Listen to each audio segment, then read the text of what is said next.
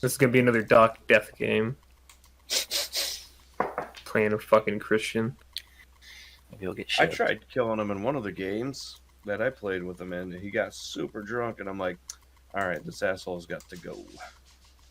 Which game was that? Was that Conan?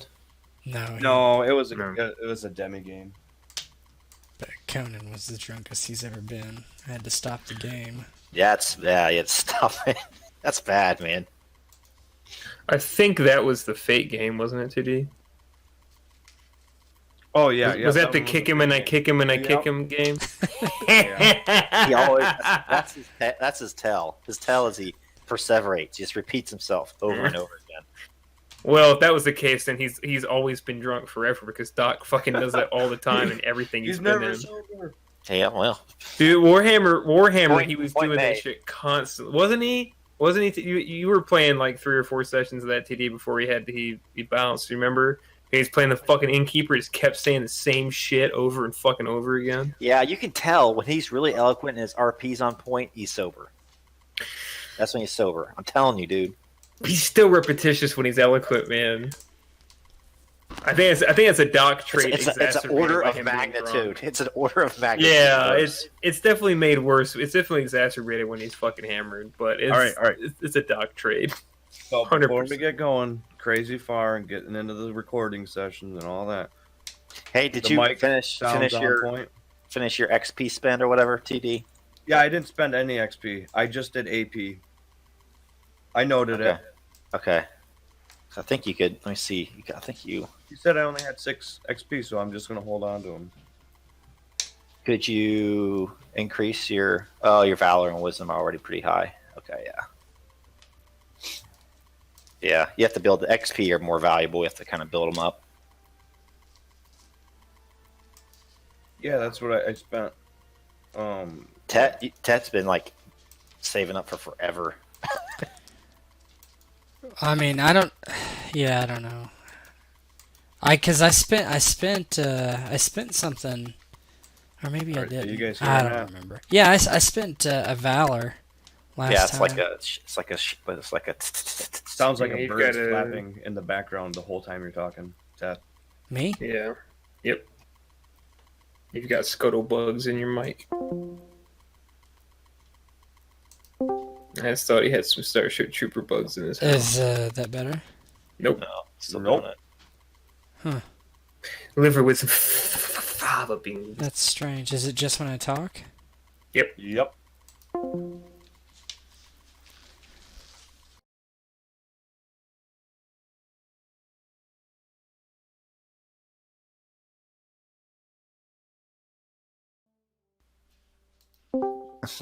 know more How than about I now? do. Then How about I now? spent 4 total hours learning Sounds German. better. seems better now. Okay, I know it. Yeah, you're good. Yeah, I know it was wrong. Okay. What happened? So, Oh, I just didn't have my my PC wasn't set to my headphones. It was just set for speaker. so I'm not coming in on one ear. Am I? Nope. No, you sound loud and clear. Perfect. Best you've ever sounded. I'm kind of sick right now, so I doubt that. Sounds Well, like you got like a new headset or something. It sounds clear.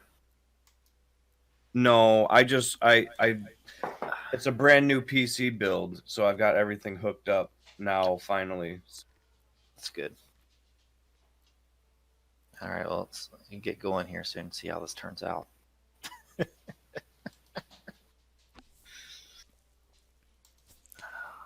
when you laugh like that, that's good, right?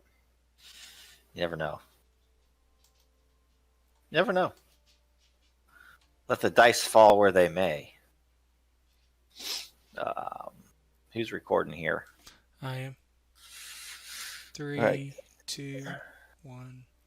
You're live. All right, everybody. Welcome back to our the One Ring campaign. We're all the way at Book 5, Chapter 3 tonight.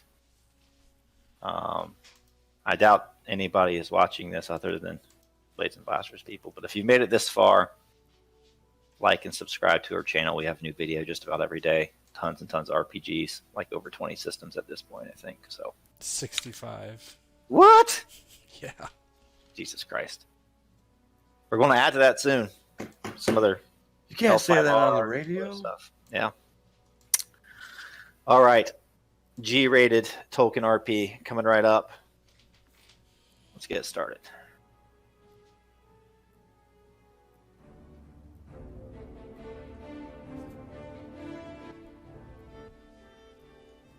All right. Everybody should be able to see Aravule and Arthanur there, correct? Yes. Good.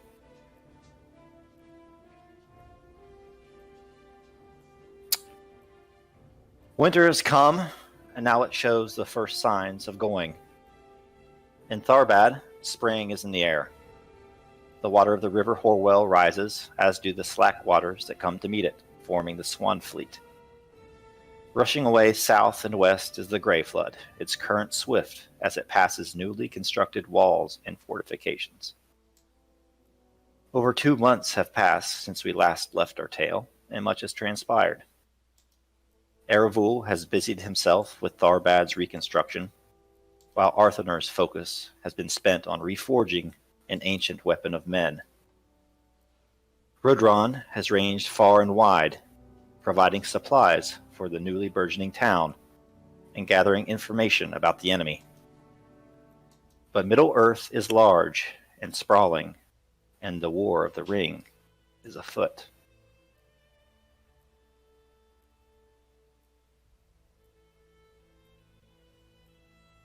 A fellowship has set out from Rivendell and passed into darkness. Though it emerged on the east side of the Misty Mountains, it was not without sadness and loss. Some fell into shadow and flame. Thereafter, not unlike yourself, that fellowship gained some respite.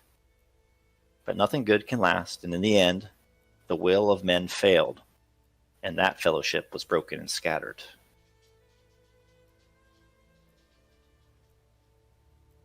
But our tale is still in the telling, and it brings us to Lord Aravule, son of Arafel, heir of Cardolan and last prince of that fabled realm. As we find him, he looks over the southern walls of Tharbad. On his left hand is Arthanur, just returned from the smithy. They gaze downward. There, among newly constructed defenses, are encamped some 2,000 Dunlending refugees. Among their number are fighting men, but they are mostly women and children, driven away from the advance of the White Hand. For inside the walls of Tharbad, an unnamed serpent, a traitor, whispers hopelessness. By his devices, Isengard has come to know that a prince of old again now dwells in the ancient capital. And it may be that in the mind of Saruman, such a bold move could only be for one reason: that he possesses what all in Middle-earth desire. The one ring that will bring peace, order, prosperity, and power.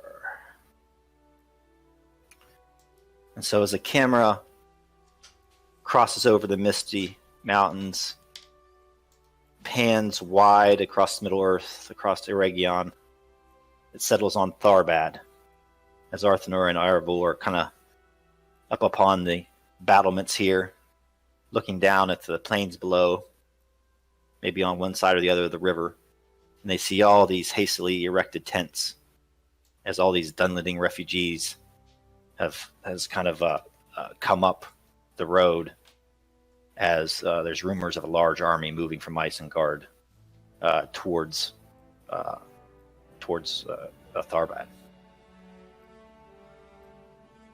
And I'll let you guys take it away. Aravule is watching. The tents are on the inside of the walls or on the outside? They're on the outside, just like. Yeah. So basically, it's just kind of over the last several days, like maybe a couple groups showed up, and then more and more showing up. And when you rolled that eye on your Inspire or whatever it was during the Fellowship phase, it's just that this has happened. All these rumors are starting to circulate. There's rumors of some of the people even inside the walls of the city are just naysayers, and that maybe are even spies. And there's a lot of unrest about what to do with all these refugees coming in. Can you protect them all? Do you have enough supplies? That's going on. But then you also build all these defenses and stuff, so you can describe that as well. Yeah, there is the door, the main door into the gates of Tharbad have been reinforced. The walls have been repaired. There have been murder holes installed throughout the wall facing south. There are crow's nests to shoot down upon an advancing army with hot oil that can easily be placed there and dumped on anyone that comes up with a battering ram. Aravule, son of Arafel, looks over the flapping tents in the distance, his face stern as he wonders the answer to all these questions that so many have asked. Can he protect these people? Can they feed these people? For how long? He takes a deep breath, looking over to Arthanur. War will come again soon. It would appear so, Ranger. And looks out upon the tents that are forming. Well, do you think you'll end up letting them through? Of course. What man would I be if I did not aid the sickly, the poor, the weak, those that cannot defend themselves? The average man, I would expect. He looks out. But I would agree with that decision. We'll need every single one of them to hold these walls if the enemy does come. Yes, perhaps I can spare a ranger or two to lead the women and children away north to Bree. But for now, I hope our scouts can find Saruman's army so that we might know when they come and be prepared. And what of the situation within the walls there of Cardolan? You do know that rumors are whispered like poison and spreads. How should you expect we deal with that concern? It is starting to affect morale. Well, I cannot simply find who this is and punish them. It might look arbitrary. It might look like that I am doing something that is untoward and that I don't even have the right person, even if we did find this person. The hope of men will have to stay strong, and through the rangers and the men of the Dunedain, hopefully we can inspire them, give them hope, fight back whatever this malignancy is that spreads through the ranks. Perhaps you ought to gather together those in high position or anyone who will listen, really. Give them words of encouragement. They would look to you as the heir to Cardolan to inspire them after all. He nods slowly. His hands are behind his back. He looks out south along, I guess it's the old South Road. Mm-hmm. Yes. As you do look south, the one thing that is reassuring Aravule is that there are wagons full of crops that have been put away in the surrounding villages over the past winter. We've received word that Rudhron has been out scouting and has managed at least some logistical support, so the city will be extremely well supplied. Aravule looks to Arthanur. I think it is time to bring everyone inside. At least prepare. So when the enemy is not far away, we are not scrambling. Arthanur nods and finishes his little goblet of wine, sets it along the side of the wall. Shall we then? Of course. And he turns, passes a man on guard places a hand on his shoulder, gives it a slight squeeze, and then finds the stairs and walks along them down to the flat level next to the gate. And as you kind of descend those stairs, going down towards the gate, you see a weather-beaten band of travelers return from the outside world. There you go. As the spring breeze blows, you hear the clip-clop of shodden hooves on paved stone. Looking to your left, you see a long line of travel-worn men and women, all in the dress of the Dunedain. Returned from the journey, a soft cheer rushes over the ramparts. For in these many days, Rudhron and Wilward have traveled far and wide, and Tharbad has been supplied with the food and raw materials it needs to grow in size and population. They are popular in town. They pull up to Aravule and Arthanur.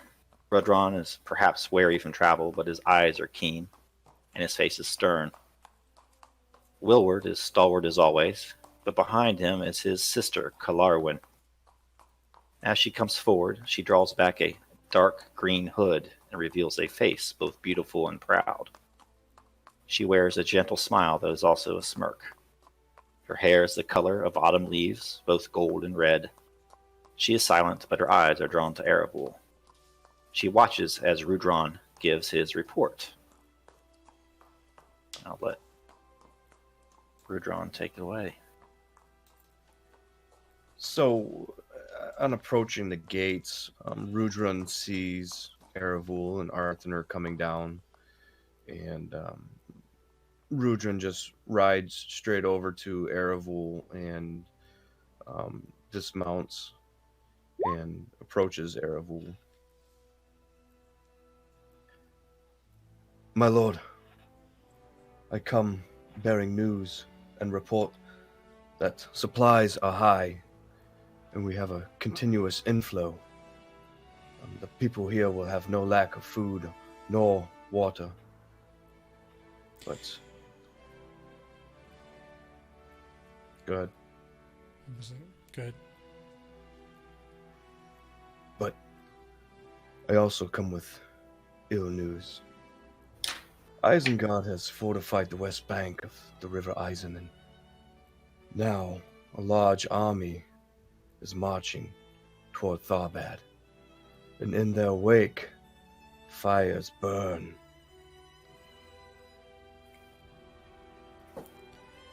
Aravule nods. How far away?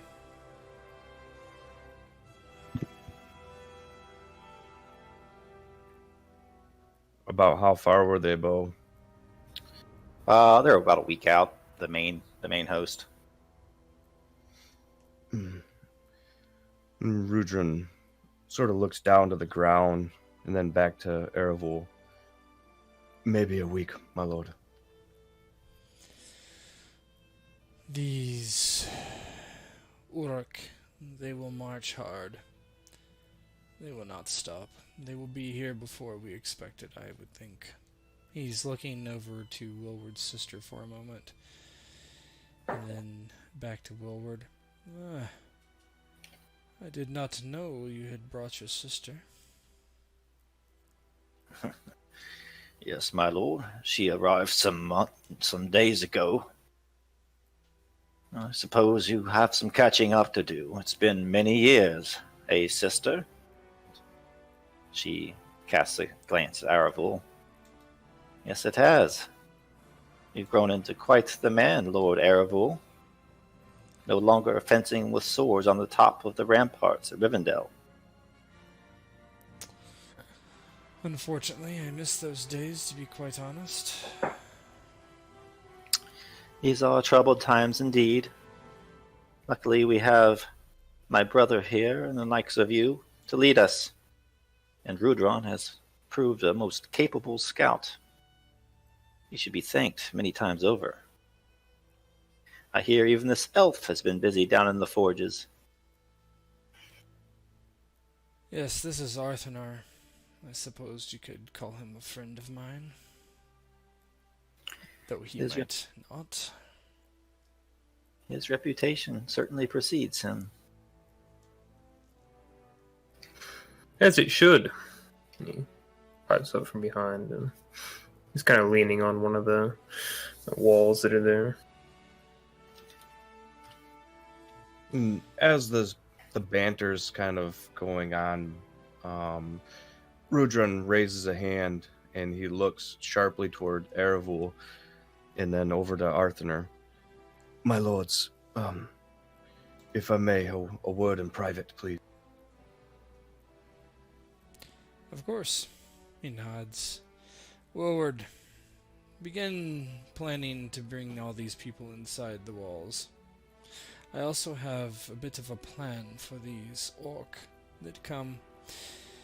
We will need Arthanur's help with this, particularly, I think. He looks to Rudhron and he gives a quick bow to Cardolan. My lady? My lord. And she gives you a bow, and her and Willward clop off down the road, and as she kind of makes a turn, she gives you a sweet little smile over her right shoulder, then disappears.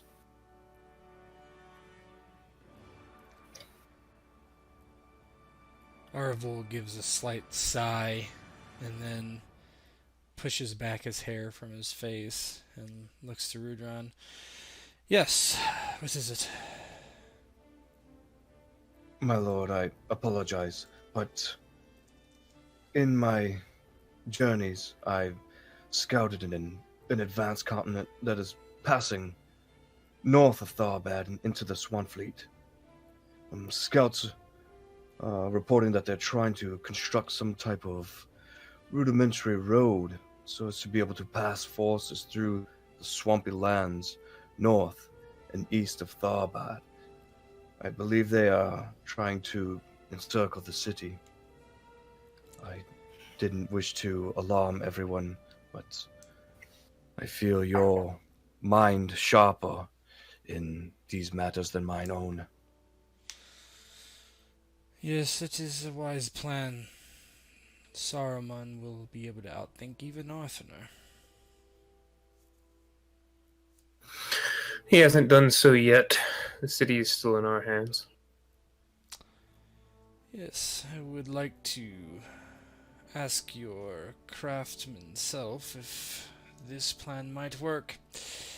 He looks up and at the battlements.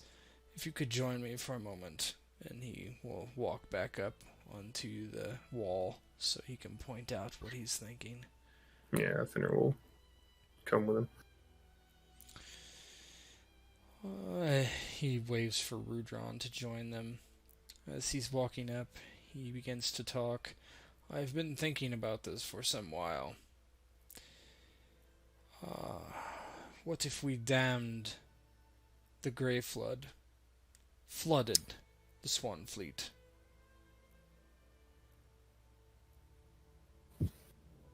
And everything around us, actually. Arthanur scratches his chin. Do I have any idea how much manpower, how much time that would take, if I feel like we have enough time to do so? So here's a kind of a rough sketch. Obviously, this is what I could find online, and obviously the city is not like in its heyday. It's smaller, and probably the outskirts are kind of ruins. But the walls you've built have probably encircled like a smaller area. The Grey Flood, as it reaches Tharbad, is actually still pretty large, though. Damming the entire thing in a short amount of time would probably be impossible. But you could certainly do part of it, or create a channel and something like that. But yeah, my idea out of character would be, number one, to flood it in such a way that would create a moat in front of their approach? Yes, I think you could do something like that. I think like damming the whole river that floods all the way up towards the Swanfleet, probably not doable, but that would be doable. Yeah, and then my second would be to maybe send people closer to the Swanfleet to dam it, in order to, screw up their road. I don't know how possible that would be, but those are just my two general ideas. Yep, I think both of those would be doable. Yeah, you can RP it out, Arthanur, and then give me a craft roll after that. Yeah, so Arthanur would think on it, and after hearing Aravule's plan, it is doable. I would think the more difficult of the two tasks would be trying to cause mischief on their road that they're trying to build to encircle us. A moat should be simple enough for any man to do here with some proper instruction. But for damming up and attempting to disrupt their roadway, that may have to be something I see with my own eyes to figure it out. Aravule looks to Arthanur and says, "Then by all means, impress me." I would pose something else as well. Of course. I recall my understanding that during a conflict with the Dunlendings that we had built some manner of siege equipment. This was way back in the books, yeah. but if I remember right, we made a ballista of some sort. Yeah. Yep. The help of Thorold. Mm-hmm. So Arthanur would think back to that, and to give us an edge, I would wish to see how possible it would be for us to construct such equipment ourselves. Having that kind of advantage over the advancing Urukai might surprise them. And if they had to cross a moat with scorpion bolts flying at their heads, it might give them pause. I've seen orcs rout for less. Indeed. Well, you appeared that you will be busy. The labor of elves is endless, Aravule. But I do not do it with complaint. Let's see what we can do then. If we can flood the Swanfleet, it would be a welcome thing. It would slow them down. The two armies would not get here at the same time. We defeat the main army here, then turn our attention to those languishing in the swamps. They should be easy pickings stuck there.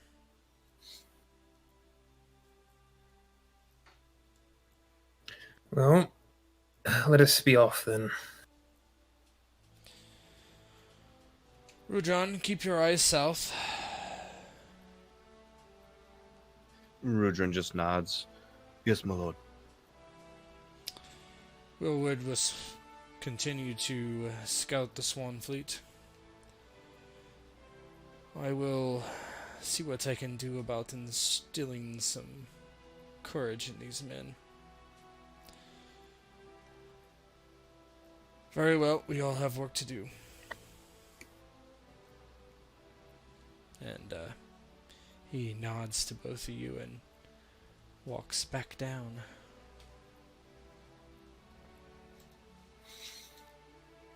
So as your trio splits up, the sun is high in the sky. It's about noon. Okay, so out of character. So kind of on this day, Arthanur's kind of off drawing up plans for these weapons of war and checking out the how they can like reroute the local area and form like a little moat or floodland in front of the city. Is that right? Correct. The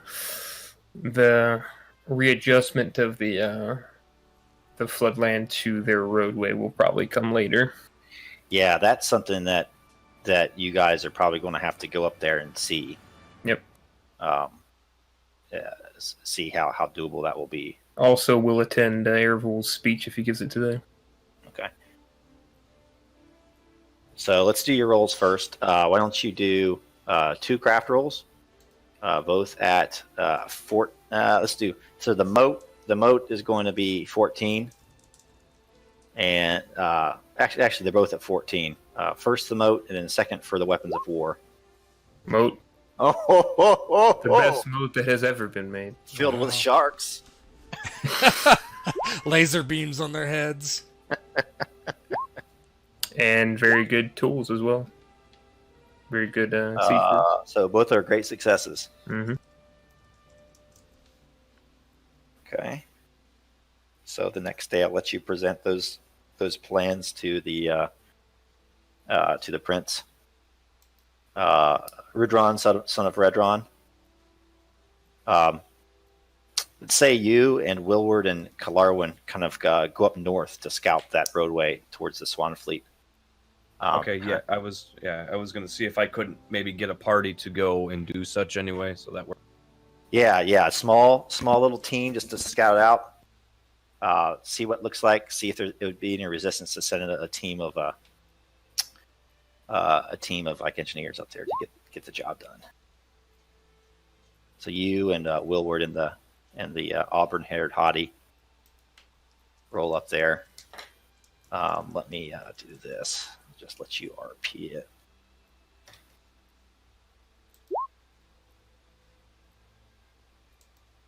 Copy.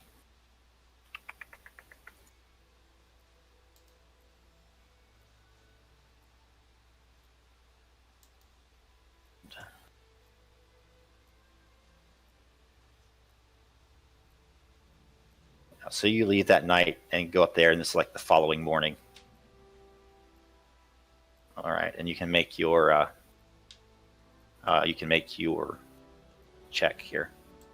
I see a black screen. Oh, I see very clearly. you probably don't have. Yeah, just Let me plot just my get- token down.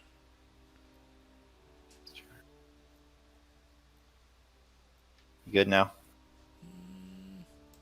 Click somewhere. It should be okay. Yeah, okay. Got it. Yep. Why don't you give me a explore? I believe explore at 14, my friend. Okay, just regular success. Well, that was favored too, right? Yes, If you- that's if you favored. failed. Yeah, you could use the hope or something on that one. So Yeah. that's under cover of darkness, you set out that afternoon and kind of travel through the night until dawn comes in the next day, and you and Willward and Kalarin have gone off on some paths up towards the Swanfleet. Eventually, though, you're forced to dismount as the ground just becomes totally swampy. The swamplands of the Swanfleet, though, is different than, for example, some of the places in Mirkwood. It's the rushes are tall, but there's a brisk, cool wind that kind of rushes across the plains, and here and there you see little collections of white birds take flight into the air, fly up into the soft, white, wispy clouds, and then kind of disappear to the north as these swans are migrating from the south back up north after the winter has ended. And Willward and Kalaran are next to you, and Willward says, "It's good to be out on the road with you, Rudhron. It's not too often that a ranger's life puts him in the company of friends. I'm so used to sleeping under the stars, a solitary man." Rudhron looks to Willward, and he just nods. Likewise, my friend. It is not very often that many of our kind are together anymore. It seems we're all so spread out. Dark times demand strength from the kingdom of men, And it is thus we have joined together to travel these roads. Although I pray it's not for the last time. Lo! Look! Ahead. And he kind of motions to you and the lady and kind of ducks down beneath some rushes. As you crest over like a very low hill and a copse of trees, peeking from behind the trees, you can see down below there's a contingency of Urukai being led by a monstrous, like large or orc or some sort of beast. There's a few wagons, and they look to be putting putting planks of wood down kind of across the marshlands. Give me another Explorer at 14.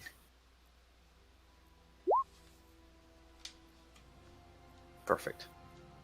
So Rudhron, as you kind of look down across the area, you see this seems to be like a forward contingent of these things, and the area they're crossing is that choke point that's likely needed. The geography's perfect right here, where you probably could dam up the river and flood the plains, but unfortunately, the orcs have already beat you here. The numbers are too great for the three of you, but if you brought a smaller force, you could probably sneak in and launch an attack and take them out. Right. So Rudhron will look to Willward and Kalarwan, and he just kind of gives a tug toward both of their cloaks, and he whispers, "I think that we should retreat and perhaps get more reinforcements.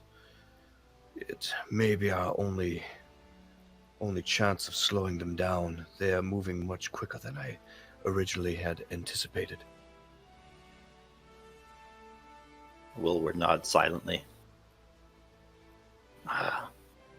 My sword is as thirsty for the blood of orcs, but now, brother, don't let your head lead you headlong into disaster. Rudhron here has the wisdom. We should return back to Tharbad.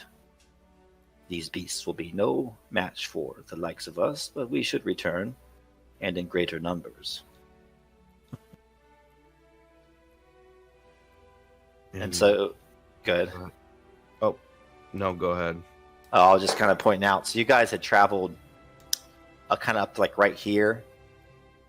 And so basically, if you could dam up this little junction stream, if that makes any sense, I think that would probably flood that plain and make it so you guys can't get encircled. But there's a little contingent of orcs there, kind of the forward vanguard that would prevent that at this point.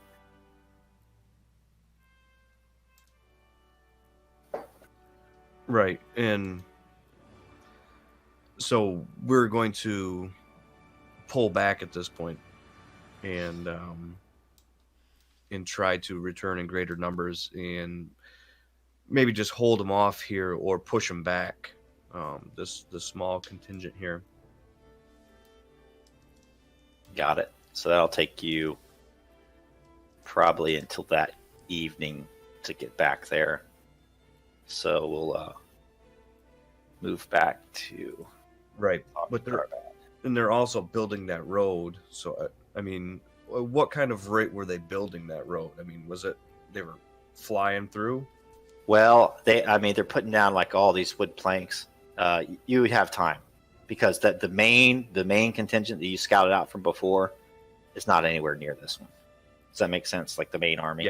Yep. So this is basically like an advanced scout group. Mm-hmm. So even if you took them out, you would still have time to flood the place, and it would have a rude awakening if they kind of got there and their road was basically gone. Right. Okay. Yeah. We're going to retreat.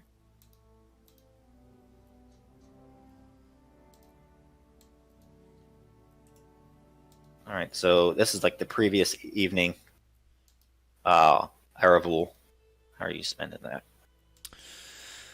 Aravule is first going to talk to Domhnall and have him maybe ask around a bit to see who is the main people that are the naysayers in the city.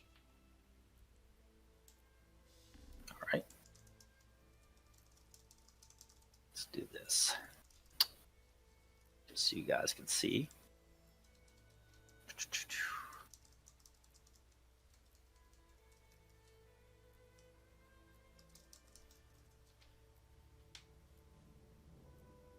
Perfect. Yeah, so that evening, you go down to one of the taverns, one of the newly kind of erected feast halls that have been set up in Tharbad. The sun has set, and as you kind of descend the stairs into the feast hall, you can hear the sound of singing, the sound of poetry being recited, but it's not the beautiful, lilting poetry of the elves. It's poetry for dangerous and dark times, led by none other than Domhall. As you kind of go down at this tavern, you see Domhall finish the last line of one of these ill-fated, off-color poems, and he drains the rest of his tankard and jumps down to the floor, and the rest of the Dunlendings present just, ah! Ah! Well done, well done. And they all start to laugh and clap. Lots of the Dunlending refugees have started to filter into the town, but most of them are in this feast hall. The gentlemen that are here, Aravule, are more like the veterans from those not ancient battles, but those battles probably, I don't know how many years ago, 5-6 years ago. Mm-hmm. And as you kind of enter the feast hall, Domhnall kind of turns toward you. Look here, lads. We'll grace with the Lord, a prince no less. And he kind of gives you a very, very deep bow. Ghost, would you want to RP him? I can feed you just a couple little bits of intel. You used to play Domhnall, right? I did. You can go with it, though. All right, got it. I believe in you. Okay. My accents aren't as good. That's why. Nah, you good. Yeah, Aravule waves off the bow. None need to bow to me that fight so hard. Stand up on your own feet and straighten your back, Domhnall. Aye, that I'll do. But I never know how quite to act in the company of royalty. And bravery, no less. Yes, well, this room is full of bravery. You must be all sorts of out of sorts. As you say that, they all kind of raise their steins and, Hear, hear! Hear, hear! To the Prince of Cardolan! Aravule raises his hand as everybody's cheering, kind of waves them down into calm. He says, all of you know it will be soon that we will fight the enemy once more. A former friend turned foe. These are the days in which we walk. We may not ask for such things, but we have them, and we must act. We must wet our blade in orcish blood once more. We will fight for the freedoms of men. Dunedain and Dunlendings, the bravest of men. I have no doubt of your courage, and none of your victory, which never by any chance or obstacle escaped your efforts. If indeed you had once only failed to fight, there might be need now to inflame your courage, but your native spirit does not require to be roused. Bravest of men, what could the power of hate effect with all his monstrosities from Isengard to Mordor against the men of the north? We will stand. With our minds and our arms, we will strike down the evil that comes. Once more, no matter how many of these things they send at us. We may perish, but we will give the rest of the world. We will give them the time to rise up. Prepare yourselves. Go ahead. Yeah, he just says, prepare yourselves one more time. As you start to speak, there's a slow clap that kind of roils in the room and starts to build. And then they kind of start to slam their mugs on the table. And after you're done speaking, Domhnall jumps back up on the table and outstretches both of his hands. And he speaks with ale trickling down his beard into the braid. This prince, he is no wavy thing. He is a man's man. A man that has become family to us Dunlendings. I followed him into battle once. Ah, yes. No few of us did not make it home. But those few of us who did live, we lived with glory. And we lived with the knowledge that we bring glory to our ancestors who perished. I say I am with you, Aravule, son of Arafel. Until the end. And he raises his stein. And all the others raise their steins as well.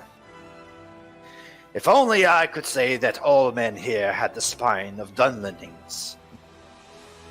And with that, there's a bit of a chuckle that kind of roils across the tavern as the volume lowers a little bit and people go on to having their normal conversations again. Of course, because of the skill of Rudhron, there's plenty of cheese to go around and crusted bread and that sort of thing. Yeah, Aravule smiles as everybody goes back to being happy and feasting before the coming conflict. He pats Domhnall on the shoulder. Well, I will one day grow tired of such speeches when I do not have to rouse men to battle. To peace. Aye, to peace, Domhnall says, and he raises his stein out to give you a toast. Yeah, he raises his wine goblet and gives a slight toast. May you have many sons, Aravule, son of Arafel. And he kind of raises his brow. He just looks at Domhnall and nods. When peace is upon us, the talk for such things will come. Of course, of course. And so, of course, with that rousing speech, the morale of the Dunlendings is lifted. No problem there. Of course, there still may be some naysayers in town, but the morale is much improved as the word on the street filters out that this leader of men did not think it beneath him to descend to a common tavern and trade drinks with the Dunlendings, who once upon a time may have been enemies. Yeah, he will stay in the tavern for some time. He doesn't drink particularly much, but he will stay and basically greet every single person in the tavern, learn their names, speak to them, ask them about their kin, their family, and wish them well in the days to come. Excellent. All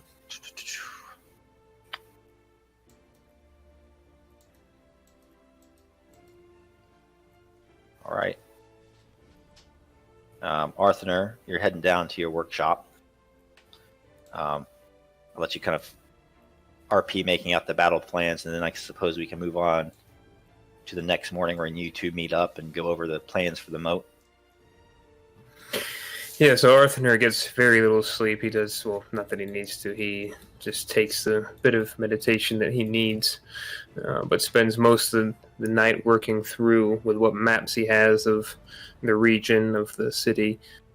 Redraws them to make use of the walls they presently have, perhaps not the walls that may have once been from the maps that were. And that's simple enough. He also remembering from just eidetic recall of how the scorpions worked. He tries to work out some measurements and determines what they'll need to build a few of those scorpions to put on the wall, and perhaps what it will take to train men to use them. Yeah, as you do that, the night passes as you work tirelessly. Of course, you have no need of sleep. You work through the night. There are scenes of you with several sheets of parchment stretched out before you as you sketch drawings with charcoal on them, and maybe even go to the furnace a few times and try out some of your devices. And eventually you come up with a couple plans that seem not only passable but improved from when you used it the first time 6 years ago in that large battle. And before you head out of your workshop in the morning, I'll let you kind of see how this looks, but you put the finishing touches on a particularly precious project.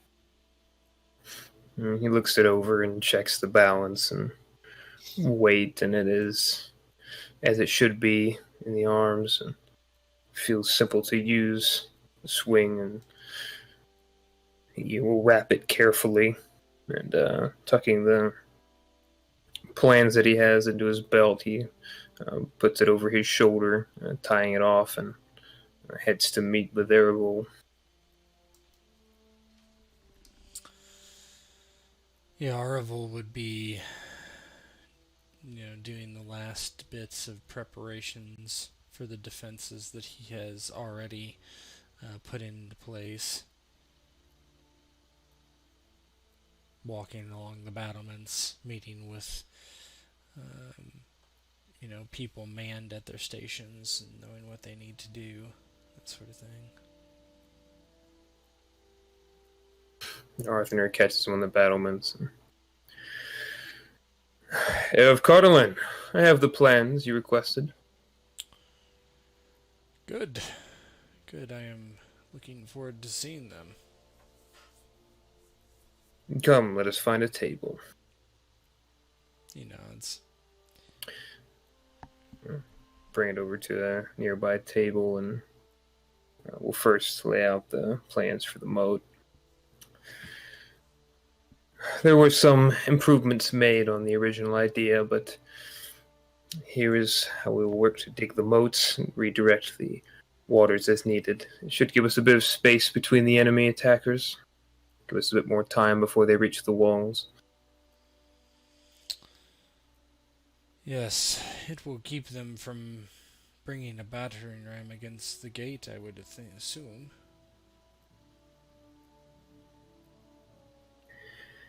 Yes, as long as they cannot plan for it. Put those plans to the side. Scorpions as well. He gets them out. I remember the design. I believe I've made some improvements on it. We should be able to make a few of them before the day comes, so training the men may be another task entirely to use them. Yeah, he considers that for a moment. Ask Domhnall who would know best. The smartest among them, perhaps not the strongest. He nods. And I think we should expect them to not have a full impact, but the more that they use them, I think the better the battle will go as it pushes forward. Pushes those plans aside and makes a fair bit of space on the table. And there is another thing that I believe will be of value to us. He nods. Yes? And he will carefully lay down something wrapped up, a long item on the table, and we'll slowly begin to unwrap it. I've been laboring over this since we have arrived. I did not know if it could be restored, but I never knew why I should ever doubt myself. He unwraps the axe and reveals it. The very axe that was used by Tuor. Yeah, Aravule's looking down in awe. Well, I suppose I should not doubt you in such things. Not that I did. But this is something else entirely, isn't it? It is. It will hold an edge, it will strike true, and it will inspire men. This weapon, you know its history. A great time between elves and men. A time of good relation. A time when we stood together. It was wielded in defense of an elvish city, but it was in the hands of a man. Pushes the axe across the table. Let it be again. He looks at the axe for a moment and says, perhaps it should be in the hands of an elf defending a human city.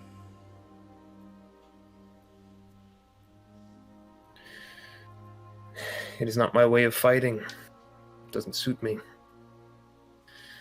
Spear has always been my ally. Aravule looks at the axe. He looks kind of hesitant. He lets his hand drift over the haft of it. His hand flexing for a moment. Reaching down, he finally takes it and lifts it. He gauges the weight, the make, perhaps makes it lighter than he would assume. He moves it about for a moment. Well, at least I will keep it, I suppose, to give men hope.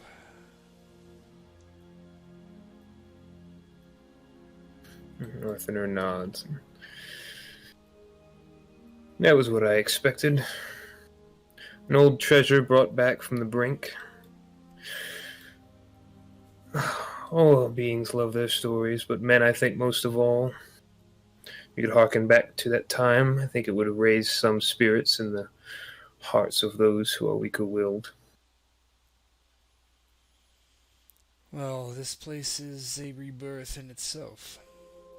A once-lost kingdom, now in its infancy, threatened by an evil that we only short years ago, would not have expected.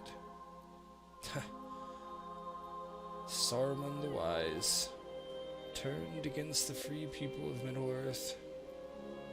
He shakes his head. What has this Middle-earth come to? Perhaps the fault is not with our land, but the man himself. After all, how wise can one be when he challenges us here?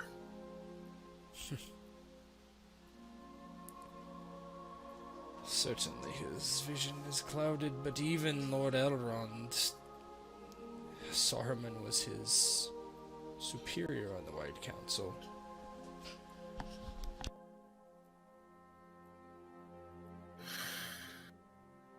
Perhaps that was a pleasant fiction that my lord allowed.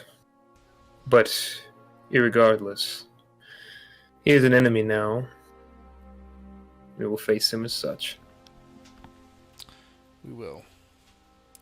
Though I doubt he will be here. Simply his foul creations. Those of Morgoth, who will strike them down. But in the end, someone will need to dispose of Saruman. It will not be any of us. Who will raise their sword against this wizard? Problems for another day here of Cardolan. The enemy is before us. Let's deal with them first. Yes, you're right. He places the axe back down on the table, wraps it. I will find a sheath for this.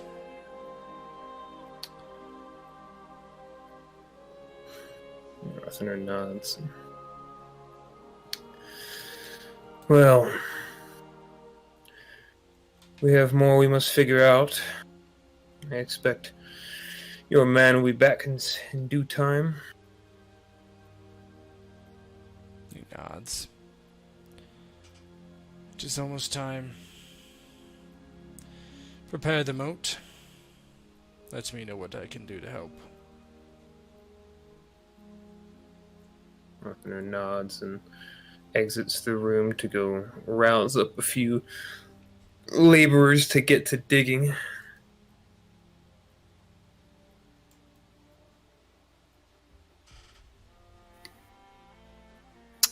So that certainly happens.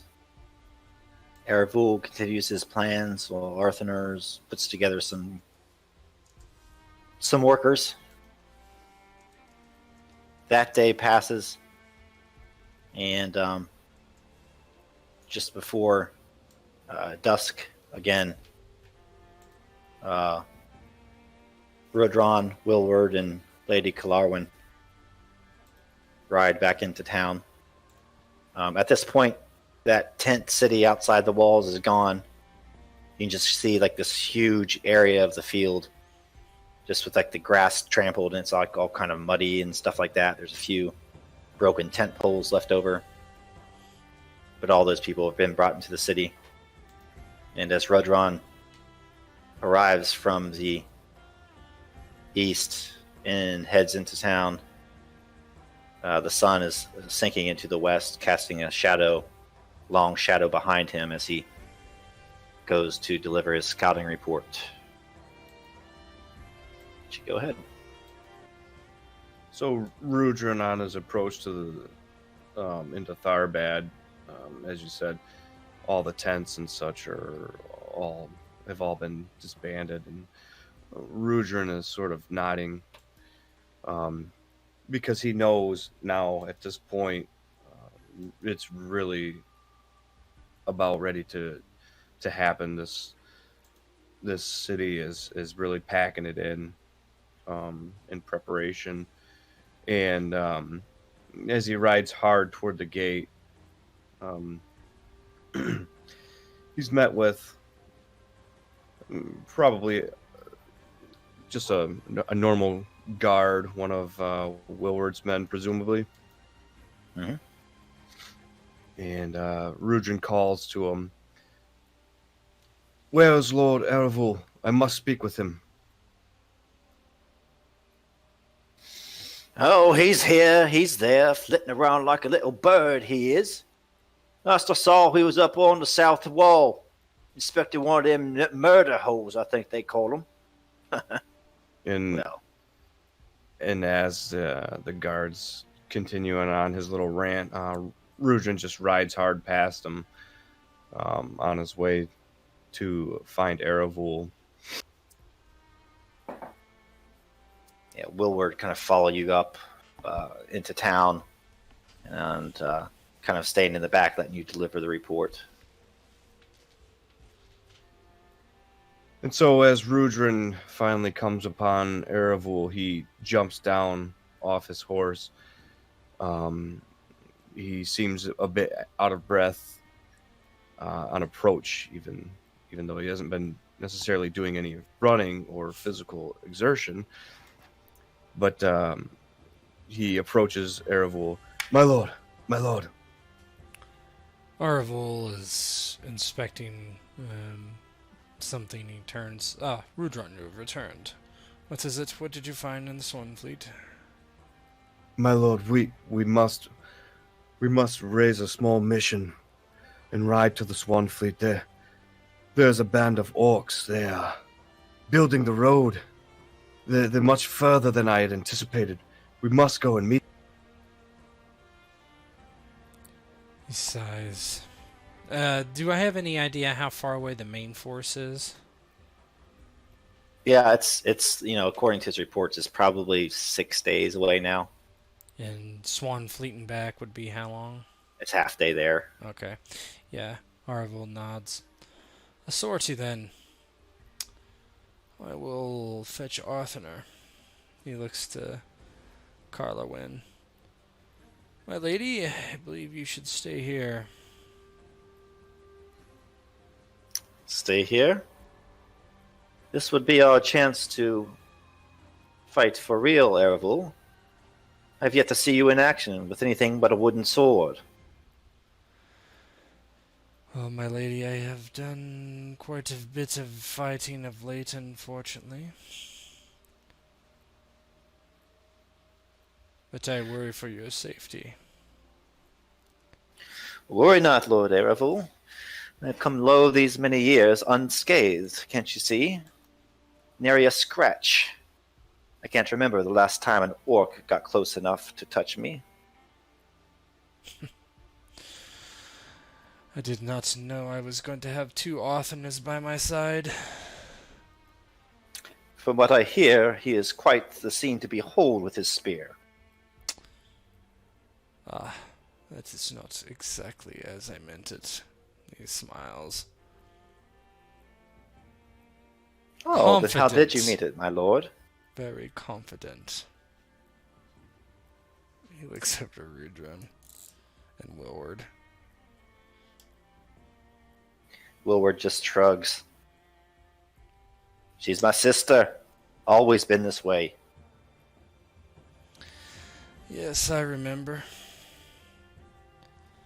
Well, I cannot tell you what to do.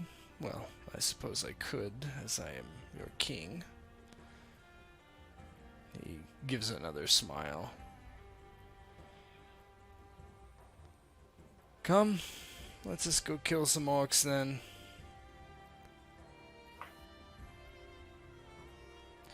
Well, would you will remain, look over the city. If anything should happen before we return, send a scout post-haste. Willward casts a sidelong glance at his sister, and seeing the glare in her eyes, he acquiesces. Yes, my lord. I suppose there is quite a bit to do here. And he looks down from the ramparts, and there are already work crews that Arthanur has put together.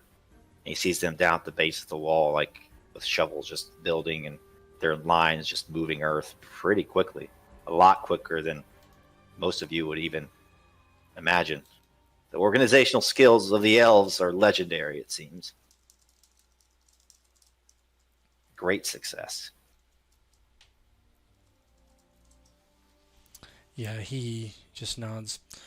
Domhnall has been informed of the plan and has been working with Arthanur. Let us get the elves so we can be on the way. You will be eager to kill these orcs as well.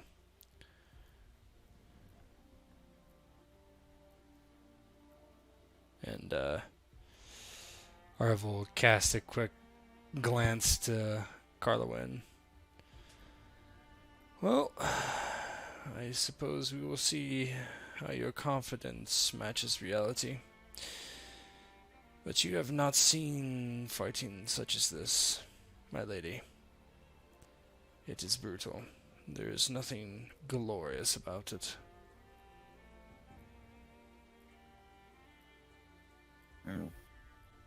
As he says that, Kalarwin doesn't have a witty combat. She simply nods somberly and looks down at the field where all the tent city used to be, and looks at the workers moving the earth. And she nods and prepares to ride. Yeah, Aravule will send someone to fetch Arthanur as he's preparing his own mount.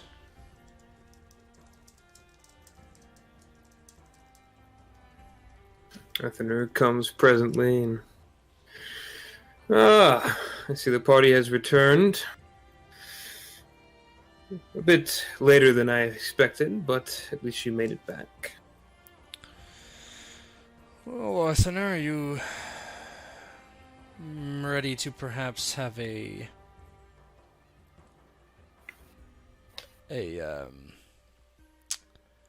quick jaunt to the Swanfleet? It appears that we have unwanted guests. If they're of the Urukai and Orcish variety, I would be happy to see them out. I do believe they are. Let's be on our way. It's been a little while since my spear had orcish blood on it. It'd be nice to remove them from this place.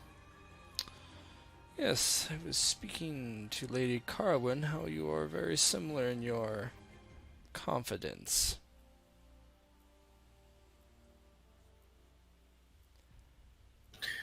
We'll see if the skill can match the boldness. There are many men who would claim to be as bold as I, but perhaps not have the same level of ability. Arthanur just looks between the two and looks over at Rudhron and gives him kind of the look like, you see what I have to deal with, kind of. And he's like, I could not have said that better myself. And he just kicks his horse forward.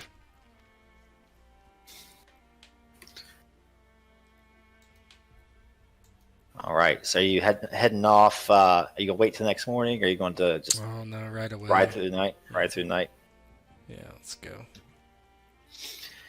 So that would put you there right before dawn if you're going through the night. Should be good time. Yeah, Aravule wouldn't want to waste time because he wants to get back.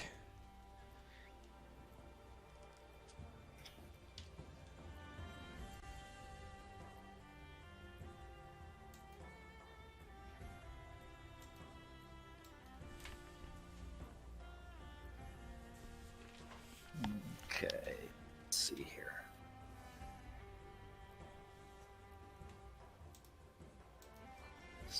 Those.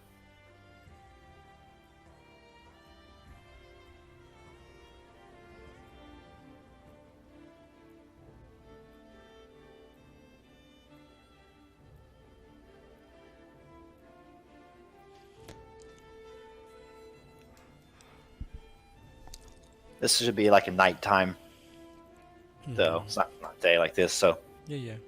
you ride off in the opposite direction of the sunset, kind of to the east, following the Grey Flood up to the junction of the Horwell, like near the Swanfleet.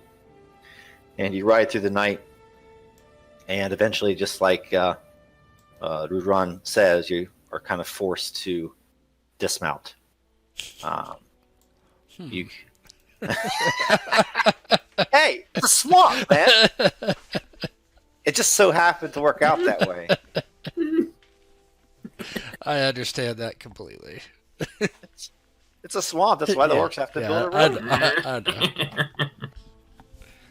Tolkien obviously thought about this when he was planning for this session in the 1950s, 40s. And so the night deepens, and eventually you have to dismount. And kind of as you go forth, you kind of there's like this landscape dotted with these copses of trees that loom in the moonlight. And eventually, you do come to the spot that Rudhron mentioned, and I'll let you take it away. Should be able to see here. Mm-hmm. Yep, what you can see. I don't want to be overly meta. I'm just curious what this axe, like, what does the stats kind of look like? Are they have stats? So I don't have stats. So Okay. what I told you is we were kind of chatting out of character. If you in character want to use it, I will substitute it in for the weapon you have. That's perfect. Yeah, it's more of a RP thing. Yeah, because my weapon's pretty good anyway. So. Yes, exactly. Yeah. Okay. Cool. Yeah, I think Aravule he just takes it out, and he's just kind of getting the weight for it. He, obviously, is a little eager to just see like what this would feel like. So he's holding an axe instead of a sword. Yeah, it's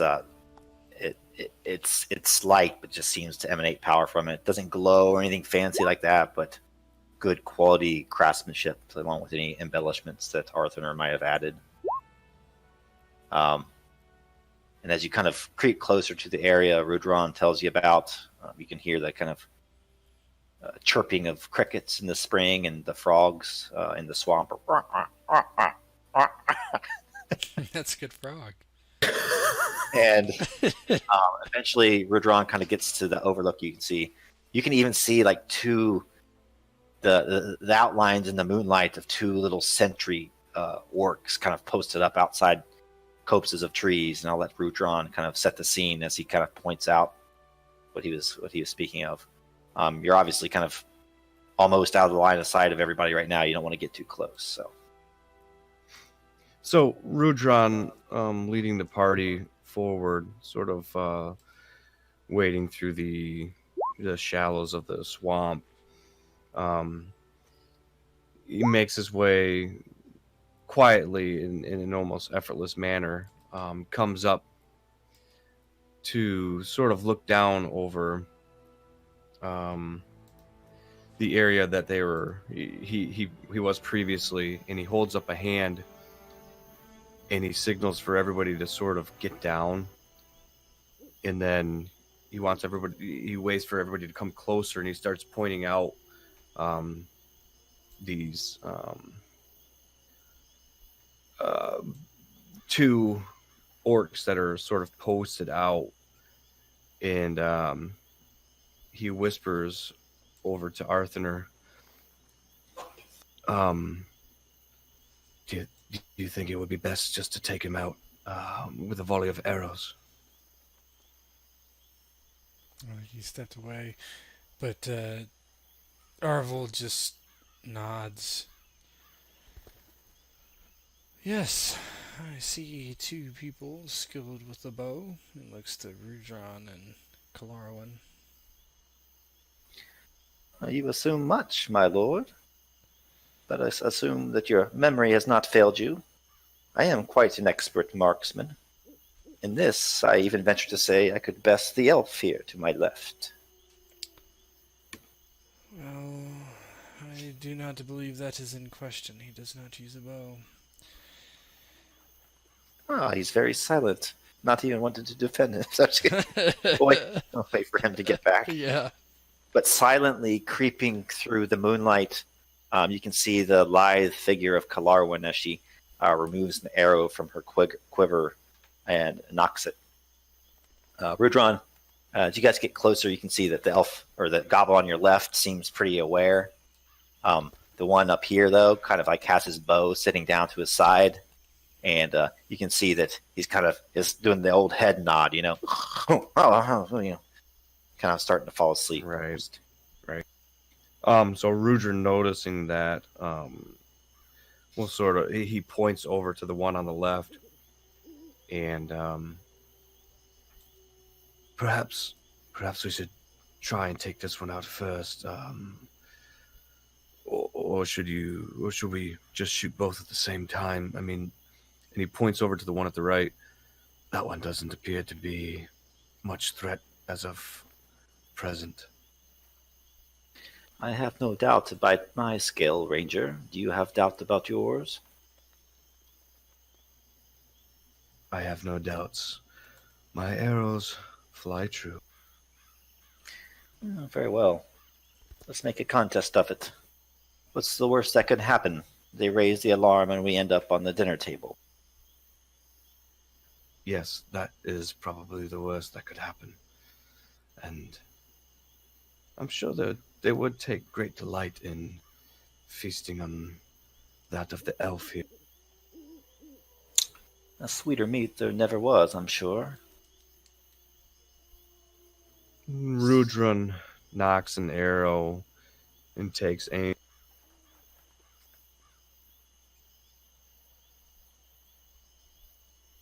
All right. Let me... I'm actually going to take a really quick bathroom break, too. Everybody back in 5? Sure. Sounds good. Sweet. I'll pause it.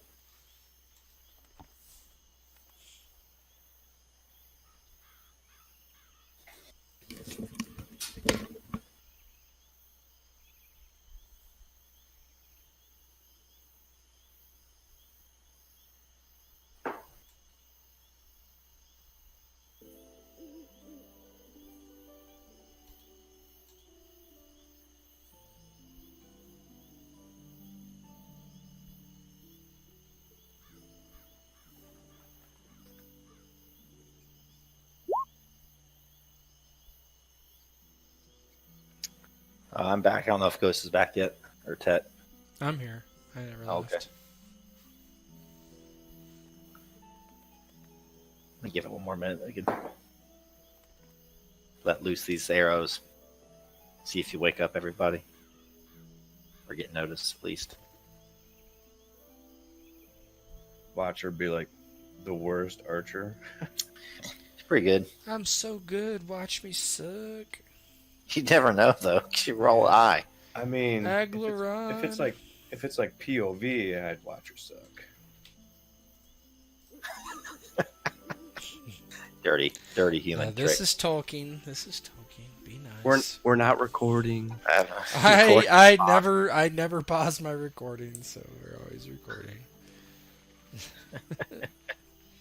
That's your own fault. This is pretty long. I'll probably cut this out if I remember.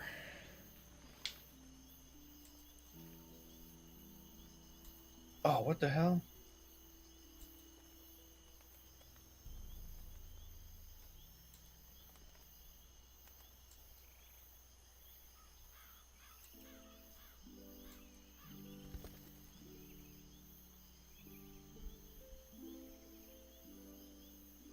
I guess we can go ahead and start. So it comes back. Shoot, yeah. Yeah. All right, and we're back. So Kalarwin kind of creeps through the moonlight, through the rushes, and you can hear a creak as she kind of draws back her bow, and she looks to her left to Rudhron, waiting for the signal. And Rudhron takes aim, looks down his arrow, and then looks back over to Kalarwin and just nods. And then looks back to the orc standing over here. Back, sorry. I got jumped with a business question. No problem. Ready? 1, 2, 3, shoot. Oh! Worth the wait. Edged and great. For sure. Edge.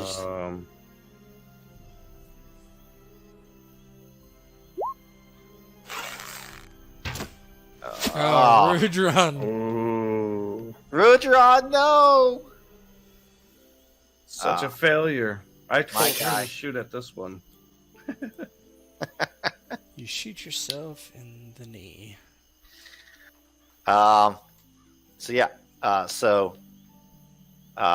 Lady Kalarwin's arrow strikes through, hits it right in the chest, kind of starts to keel over, tries to make an alarm, but the arrow has pierced his lungs.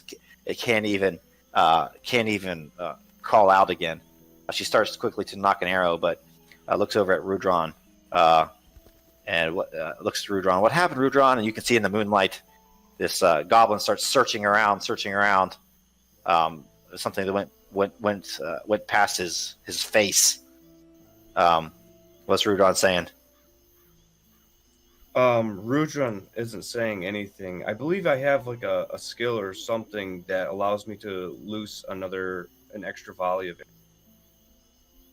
If you do, use it.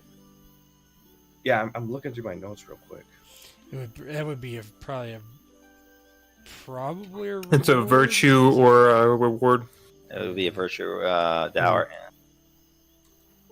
Yes, dower handed. No, it's No, not That that ain't one. gonna be it. It'd be Yeah, it's not. You don't have it. I thought I had it. Nope, I don't have it, I guess. Nope. 'Cause you would only have. Yeah. You'd have one for each of your virtues and wisdoms, right? Yeah. He doesn't have it. So everybody has to make a stealth Oh god, at 16. I'm really good at stealth. 16.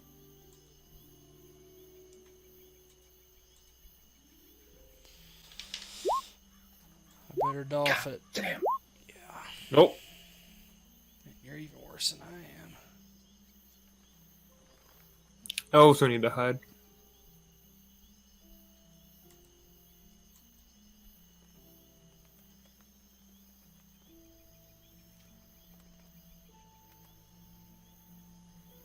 I don't know that Arthanur would have saw him shot, or I probably would have tried to saved the situation.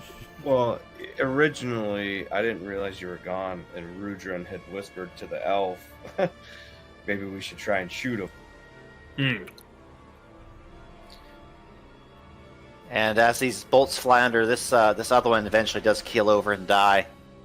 But the archer that Rudhron was shooting after kind of flees back behind the trees, and you hear some, "Hi, everybody! Help! Some boys shooting at me! I think we're under attack!" And you hear a bunch of "Rawr, rawr, rawr, rawr" from the other side of the trees. Aravule just shakes his head and looks to Arthanur and begins to move up. Arthanur unshoulders his spear and begins to follow quickly behind. Yeah. Lady Kalara just looks to her left. "Well done, Rudhron. Well done." She still has her arrow knocked, and she kind of creeps forward. Yeah, Rudhron has knocked another arrow at this point and is also moving forward. You do see that in the east, there's starting to be, over the plains of the Swanfleet, you can probably see the very tips of the Misty Mountains way, dozens of miles to the east. And there's starting to see just the faintest pink of the light kind of starting to come over the horizon.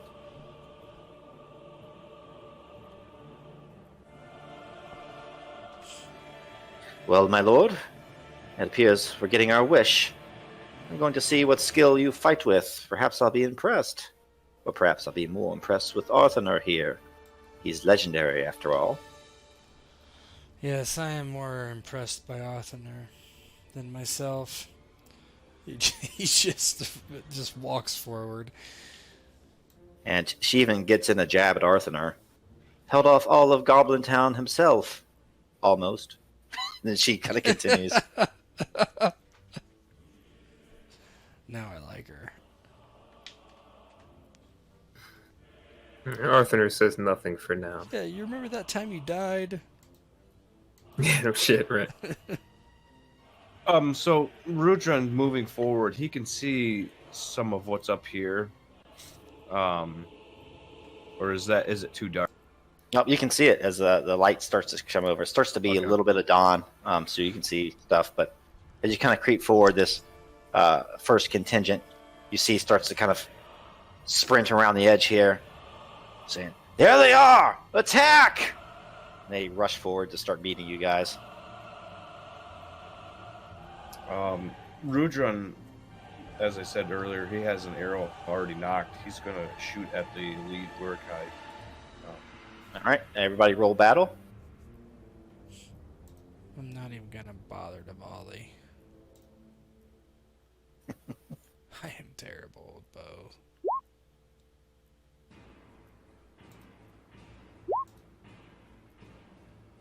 My name is Wilward on here.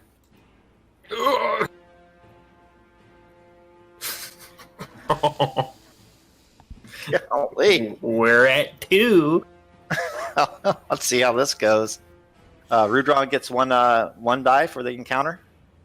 One bonus die. Me with no bonus die in a fight. That's unheard of. Yeah.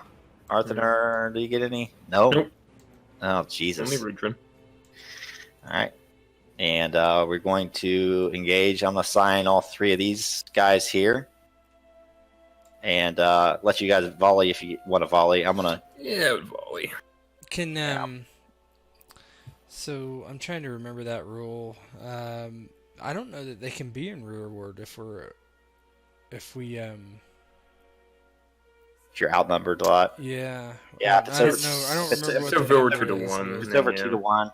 But like the way it's kind of arranged right now, like they're kind of coming at you. You're not facing them all at once. Mhm. It makes any sense. So, Lady Kalara one actually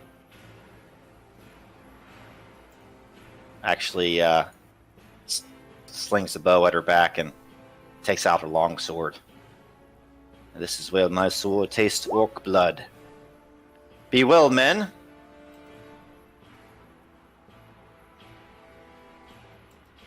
And you guys ready? Mm-hmm. Ready. Sure. All right, Rudhron, I'll let you have your volley first, and then we'll go front to back. Okay, taking aim at the Urukai on the left. And doing nothing. Misses. Aravule. Oh, I don't know what stance I'm even going to be in. Oh, I'm not going to volley. Yeah, we go straight into the combat. Yeah. Don't waste a roll.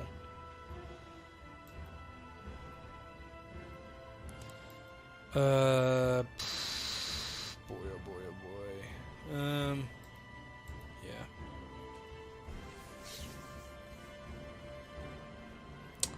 Yeah. So I guess it would be me, huh? Yep. Yeah, he's got this axe in his hand. It, like the sheen of the light of the sun kind of reflects off of it as he pulls it back. The reflection casts over the helm of the Urukai as he double hands this axe and just swings down upon it as it kind of rushes into him. And I will attack.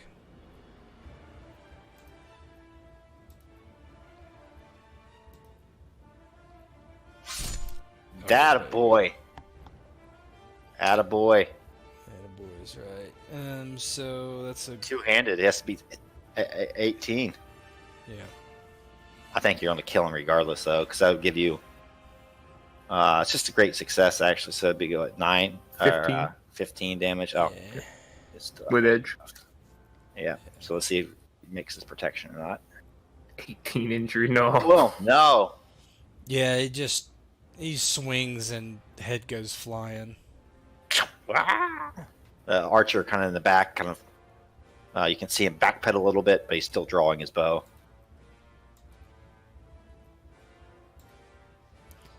He casts Arthanur, you're up. a glance at Cardolan. He easily dispatches it. Yeah, Arthanur pulls up his shield and spear and raises it to the Uruk ahead of him and takes a jab.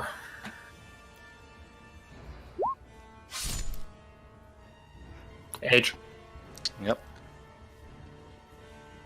That's what, 5 damage otherwise. Yep.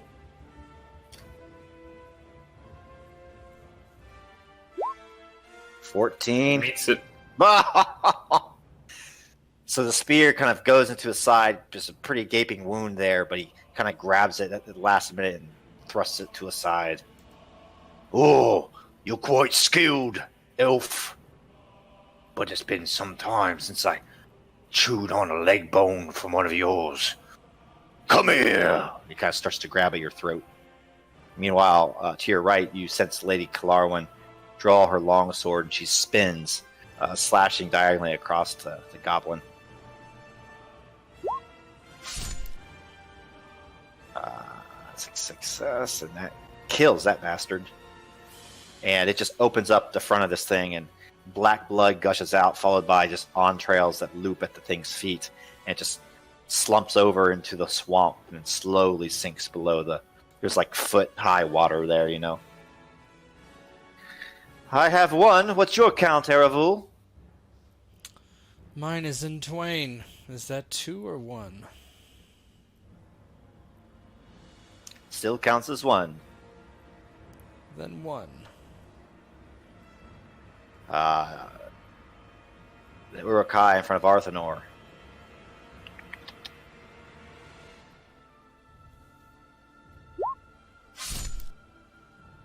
Of course, a miss. Goblin Archer shoots towards Rudhron.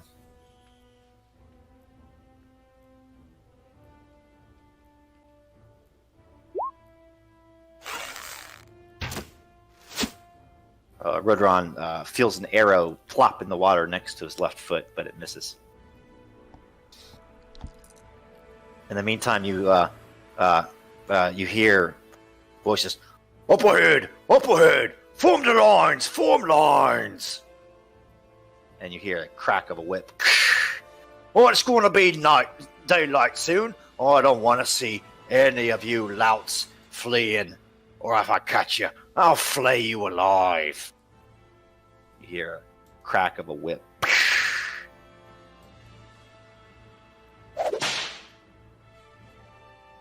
All right, round 2, and you start to see some others guys kind of.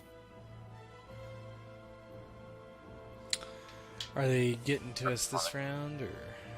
Probably next round. So that'll change what I do then. Aravule just says, "Don't get separated," and he'll come around on the side of this Urukai and attack it.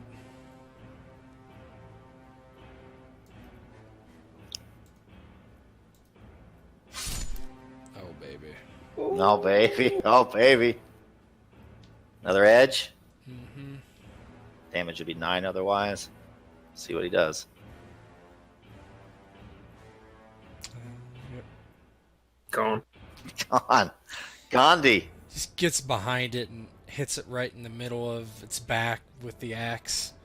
Splits its spine. It just falls down, shaking violently. Dremberleg is thirsty for blood, lo these many long years. Yeah. I feel like a dwarf. Kalarwin kind of raises her sword, about ready to strike that one down, and says, "You stole my prize, Aravule." Don't be so slow. I remember you being a step behind. One step behind, only so I can admire your more attractive parts. She kind of moves forward into the muck. I want to move you guys over, just kind of forming lines. And Rudhron, you still get to go. Yep, and Rudhron has already knocked an arrow, and having been missed that by the archer up there, he turns and looses his next shot toward the archer.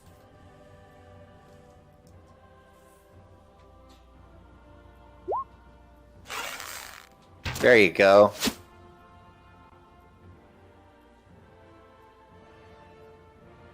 And so, Rudhron, having sort of been caught off guard by the arrow whizzing past him and landing next to him, he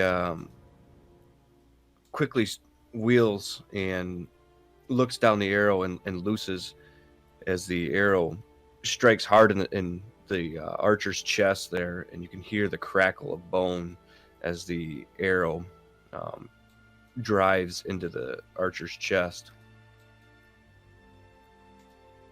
And the sun starts to rise in the east, casting bright rays over the misty mountains. They filter over the swamplands, and you can see the outline of that archer just sink below the water. Kalarwin says, "At my side, at my side. No time for joking now. That will be later, I think." She kind of wipes her sword against her legging and prepares for the next wave.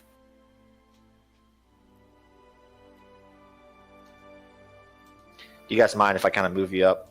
No, go ahead. Yeah, this is kind of the way it works here. It's not D&D, so...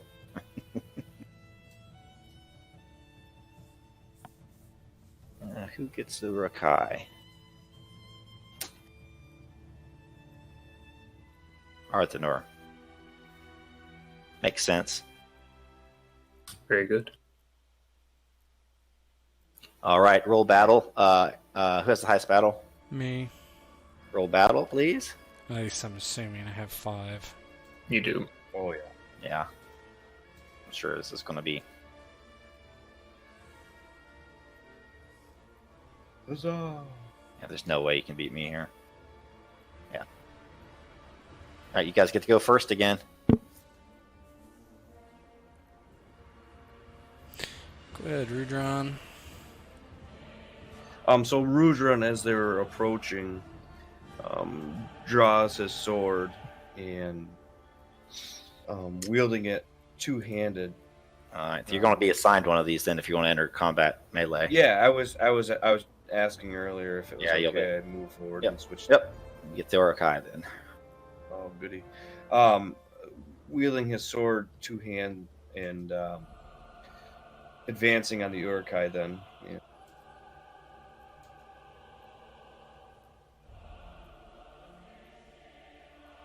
You're up. It's a 19. That's a hit. Not quite edge, though. Two-handed. Correct. All right. I don't think you have a shield to drop, do you? Yeah, you do. Oh, do I? Yep. Probably on his back if he's two-handing the sword. Yeah. Oh. Well, yeah, because I was using my bow anyway, so I would have had to have it slung over my back. All right, let's move that down.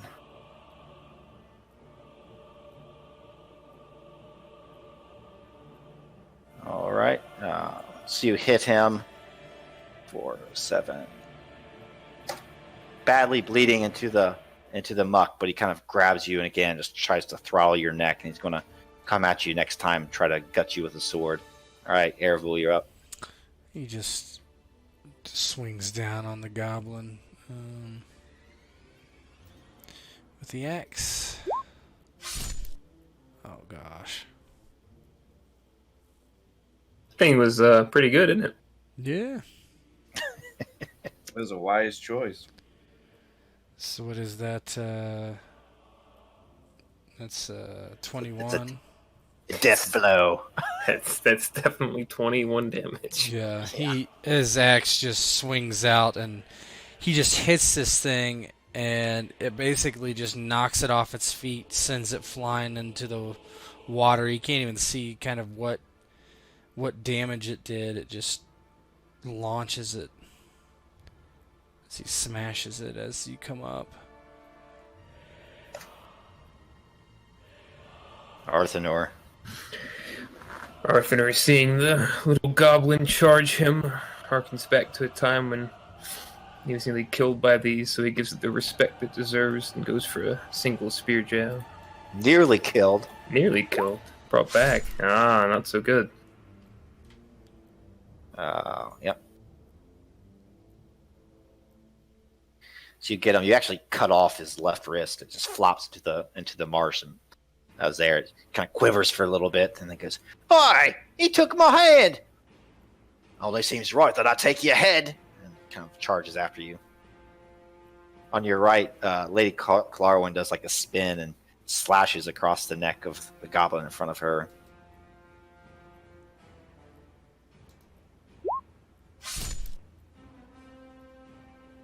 Kills him. Oh, that's 2. Or 3, rather. Arvil is just looking 6 feet away at the goblin that he just knocked across the water. 3, I believe, as well. Although I do say I give you points for style, my lord. He just is looking at the Urukai on his left.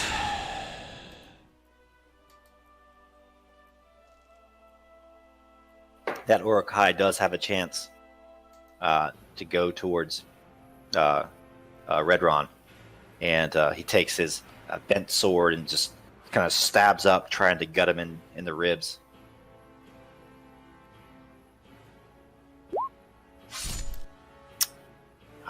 Misses. So, Rudhron, standing there, the Urukai swings at him in an upward manner. He bats his sword away and takes a swing.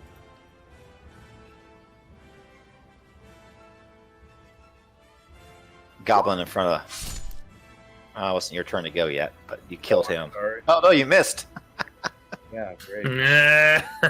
No, it wasn't my turn. That doesn't count. Oh, that does count. The goblin in front of Arthanur does indeed take a swipe at his head. with his spear. Let's see what happens. I'm sure he'll miss. Of course. Oh my. Random growl there for some reason. And the one in front of Rudhron, I guess you could get a chance to hit him, Aravule, actually, Yeah, before you get to go again. Yeah, I'm gonna try to. Because otherwise it's going to be called shot on Rudhron. Yeah. It was a great success, though, to hit, correct? Is that how that works? Yes. Yep. That's 16, or I'm sorry, that's yes, 15 damage. Rudhron whittled him down. Yeah, as Rudhron misses, Aravule just kind of sees the other ranger expose himself. He just comes in and just hits the Urukai in the base of the neck and shoulder, and then Falcon kicks the body off the edge of the axe. Rudhron just nods at Aravule, realizing what exactly has just transpired. The action movie nod. Oh yeah. Like, thanks, bro.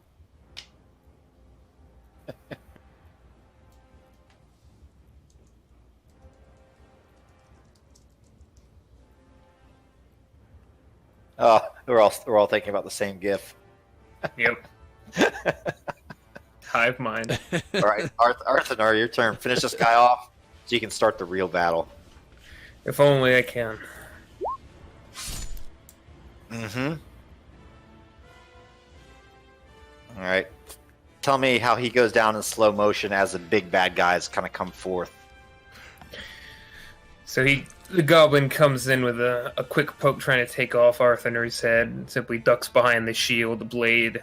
The goblin uses skitters across the top of the shield, and Arthanur responds by planting a spear into his belly, deep, and lifts him for a moment and throws him to his back.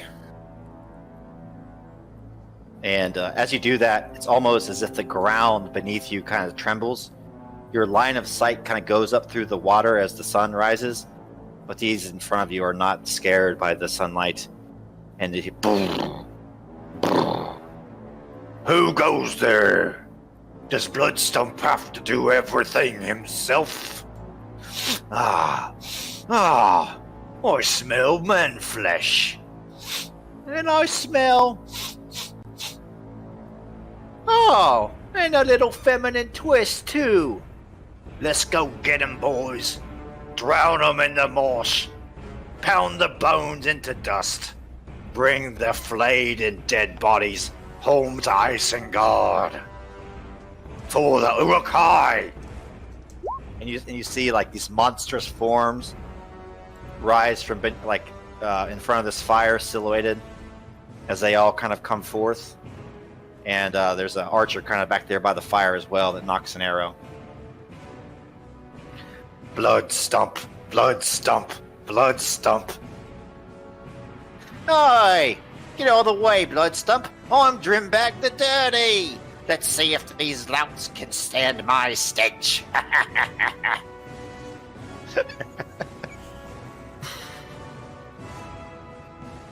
All right. You want to do battle? Sure. For initiative. Yeah. Let's see this goes. It's not very good. The Urukai Champions is the highest. Let's see what he does. Oh, he rolled shit! Well done, champ. Well done, champ. All right. How do you want to sign these bastards? I'll let you guys I'll think take about it. blood stomp. Trim bag. Whoa. Oh, oh, face you. Yeah, Okay. I guess I get the champion. He's probably gonna go bananas on me now because he had a bad roll. Got that out of the way. And the lady will take the Urukai, and we'll have the archer back here. Okay. We'll let you get a free volley. Oh, you're not ranged anymore. Nope. All right. You guys get to go forth. RP, what's going to happen? Make it cinematic. Good, Rudhron. So, Rudhron sees Blood Stomp and hears Drimbag calling out his taunts. The Urukai champion gives a growl and just points at Rudhron. And Rudhron raises his blade and marches toward the Urukai champion to meet him. And takes the swing.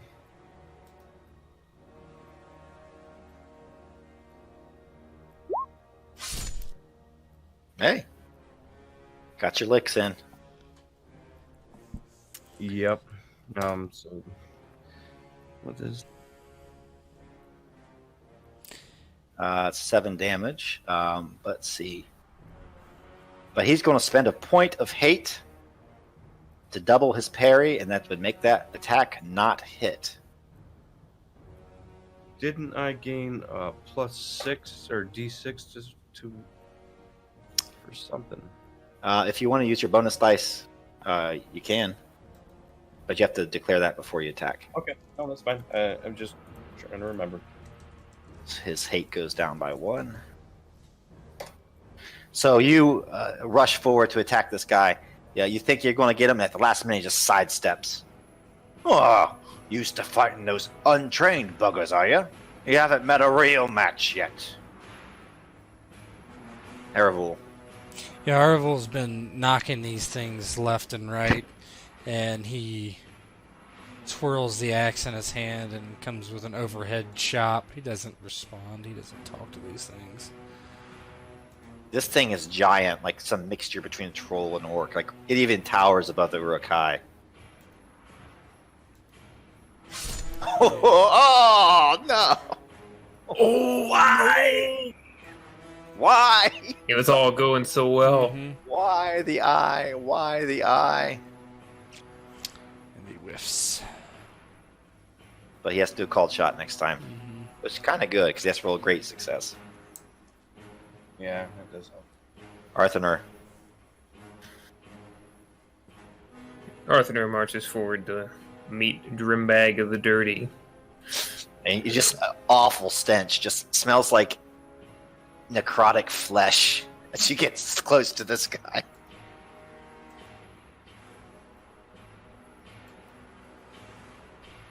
Sorry, 1 second.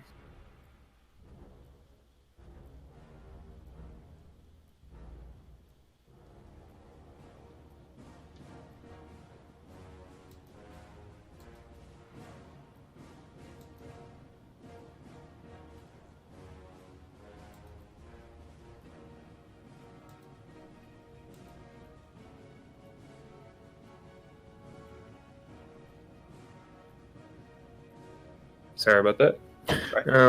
All right. As he comes forward, I can just smell the stench coming off him horribly. Yeah. He exhales sharply and truly you are filth. He goes to stab at him with his spear. Yikes. No good. Misses this guy, you can hope it. Oh, I could, couldn't I? Yeah. Let's That'd see. be a great success, too. So when you hope, what is it you had for you had body or what is it? Yeah, but yeah. Is it favor? Or... Spears are favorite body, so yeah. Yeah, I would do it. Let me That'd see. be it. Let's see what his parry is. Parries. Parry looks like 3. His base parry is 4. 4, so 10. So even if he doubles that, you'd still 8. He'd be 4 more, 23. So I would, hit him. yeah. So I'm going to make him spend a point of hate. So you definitely won't hit him. But if you use your hope, you will. I will use my hope. I will hit this thing. And that's 12 damage. That's Yep. pretty good. So he tries to do that same maneuver that worked on Rudhron, tries to sidestep, but it doesn't work. You miss him with the first hit, and like on the backswing, you gouge his left flank. Black blood starts to stream down that spear in your hand. I was fighting long before you were conceived, scum. Lady Kalarwin. Oh, now, wait, she can use hope.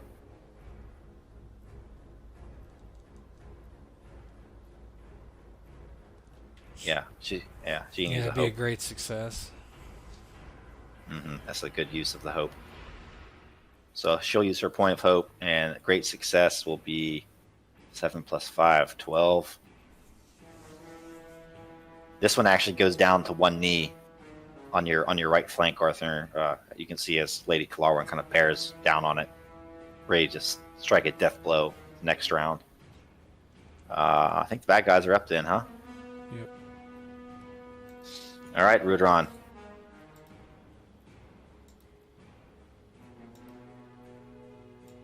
Rushes at you with the spear. Success. I'm gonna spend some more hate. Knock him down to 3. So it's gonna be 5 plus 5, so 10 damage. To Rudhron. Sweet.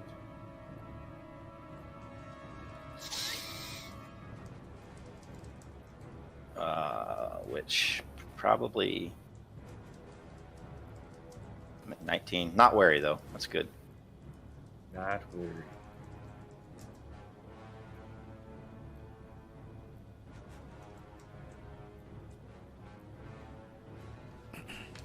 All right, Aravule. Mm-hmm. A blood stump. This is a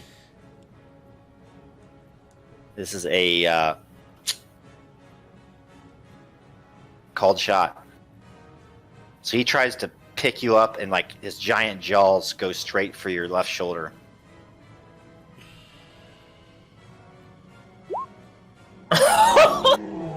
That's not good. Oh shit! Ugh. All right, so let's do protection first. Alright. God. Where is it? Protection. Okay. 19. So that passes that. So you're not wounded, but you would take 12. Let's see.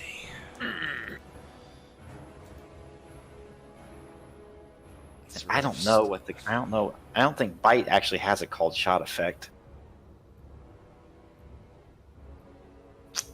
I don't know what it is off the top of my head, so I think that's bad enough.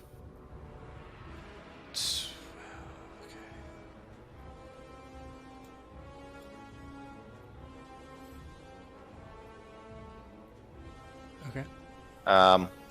Actually, I want you to do this. Mm-hmm. Because I think it's disarmed for most things. Do athletics at 14. Let's see. Jesus. Athletics at 14. Yeah, 'cause if you fail, you're disarmed. Drop your sword. Good thing I just bumped my athletics. Oh, So and you needed it. Oh, through the pain, you white knuckle your sword. What does that look like as he picks you up, takes a chunk out of your shoulder, basically? Yeah, he just picks me up by my throat, we'll say, reaches over, bites down on my sword arm, shoulder, and yeah, he's just holding on to the axe as tightly as he can through the agony as he's being kind of just tossed about.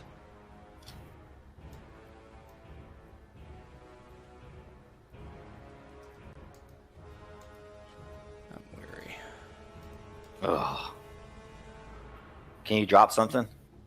Oh no, Oh. I'm he almost wait. did. I'm Do you have a way- helmet or no? No, do you have a helmet? You Nah, take your helmet off. I'm 4 away. That wouldn't help.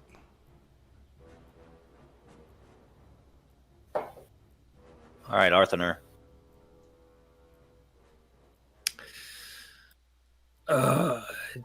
Yep, drum bag hitting me. There you go. Ah! At 23. Yep. Reinforced shields are very nice. Ooh, Whoa. That's just a regular success, though, isn't it? that was a little scary. Yeah. Takes 4.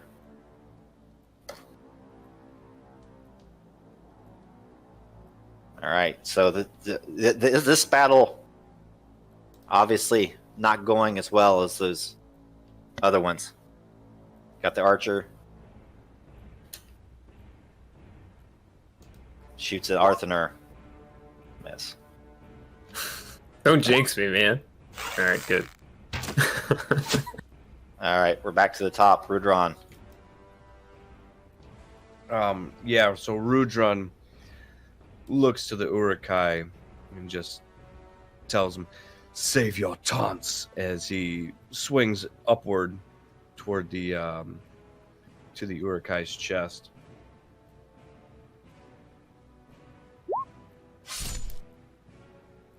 Hope it. Hope it. Is it gonna be? Yeah. Okay. Oh yeah, We'll definitely. hope it. That would be a great success. Hope it. Hope it. We'll just remove the point. That's 12. No, 14. 15. So again, he goes down to a knee, but pops up, still standing. My hate keeps me alive, Ranger. What keeps you breathing?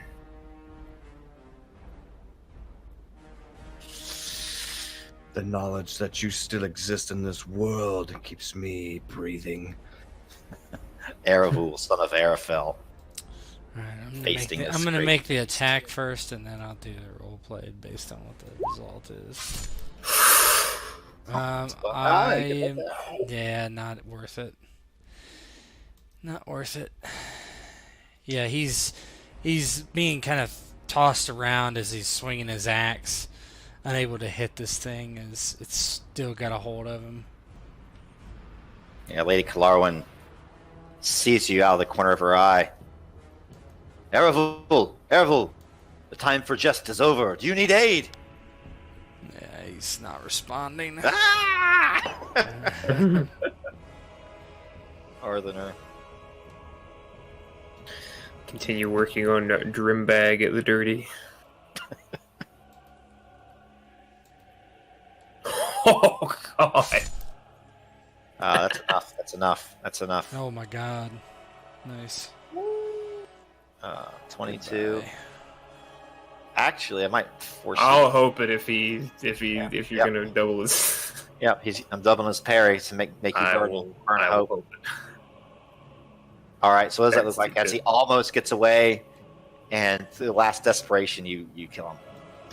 Yeah, so it's a series of spear thrusts trying to move him around, and he is avoiding very well, but I finally get him set into a place where I want him to be, where he's almost backing into Blood Stump, and then just rip into him with the spear repeatedly, chest, neck, arm, and just disable him, just chop him down, take your filth back to the ground, let him bleed, and look at Aravule and aid the lady. Allow me to take this one. And we'll move to start trying to interpose myself between him and Bloodstump, seeing it's not going so well. Not so fast, Arthanur. I'm at your side, and she tries to finish off this one here. Let's see what she does. Oh, fair enough. There you go. That would. Let me do this protection real quick. Oh, Oh god. doesn't matter. No factor. And she says, "I'm at your side." And you feel like a spray of blood, like on the right side of your face, Arthanur. And then you sense Kalarwin on your right. You kind of see her auburn hair. She has a very determined look in her eyes as she circles around. Flank. Bad guy's turn. Yep. right. Urukai champion near Rudhron tries to grab him and just like spike him onto this tip of his spear. Oh no. Jesus. That's protection. Roll protection against 14. Oh no. Oh, you're wounded. That's a lot of damage. What's your hope? What's your body? Body is 8. You could spend a hope point. Better do it.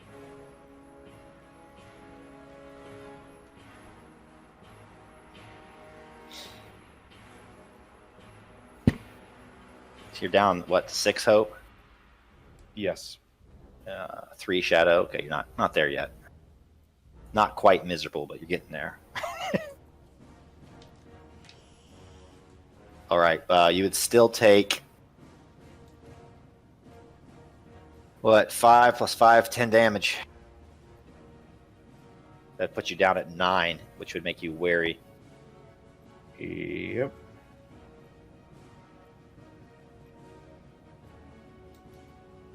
Blood Stump. He basically tries to spike Aravule into the marsh, kind of seeing Kalarwin and Arthanur on his left. So he will use Crush.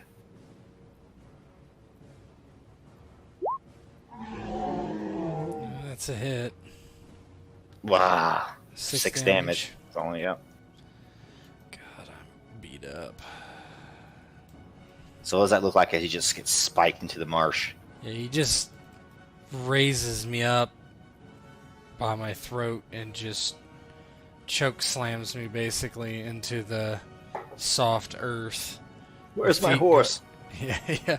My feet go flying up into the air as my head goes under the water for a brief second.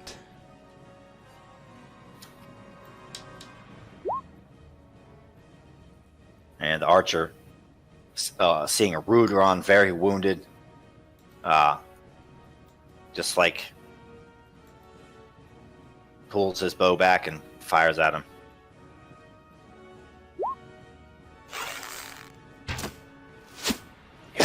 Splashes into the water next to him, but does no damage.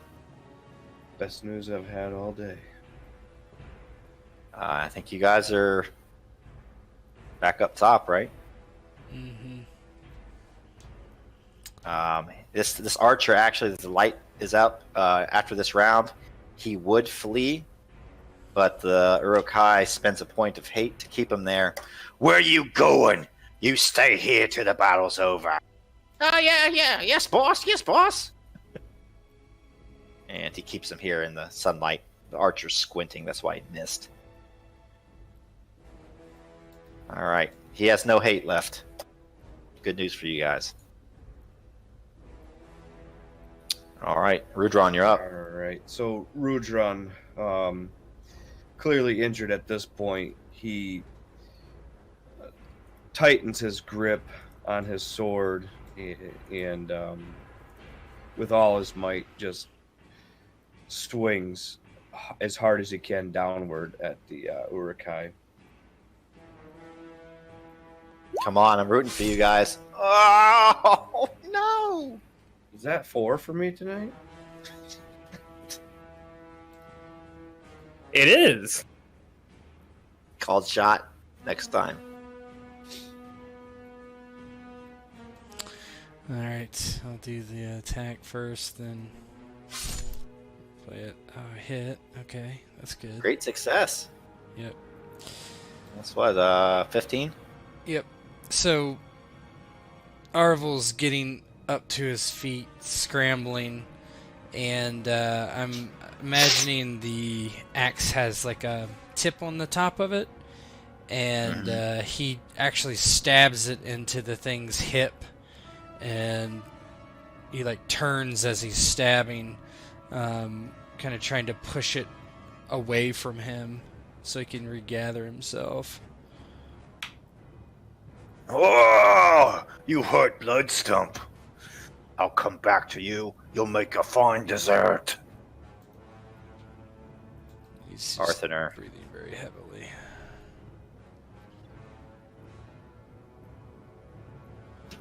Arthanur, as Bloodstump is standing over Aravule, spouting taunts, is going to try to slip to the side and try to impale him from the flank.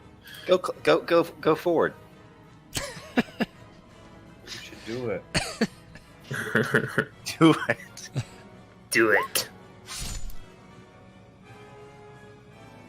That's a success. 5 damage. Yep. You're so tanky. Pricks him into the side, draws back, waiting for a response. Unhand my lord, Kalarwin says, and circles around the other side and actually takes her sword, like switches the grip almost like she's stabbing with a knife, and just brings it down on his back with both hands. Ah! Let's see.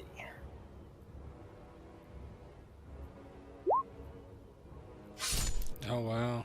There you go. Ah! What is this? I'm being stung by gnats. Kind of spins around to face her.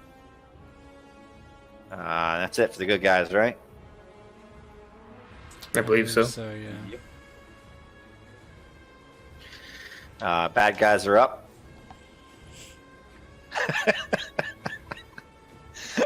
The gifts that keep on gifting. All right, Rudhron, here we go. I'm praying for you.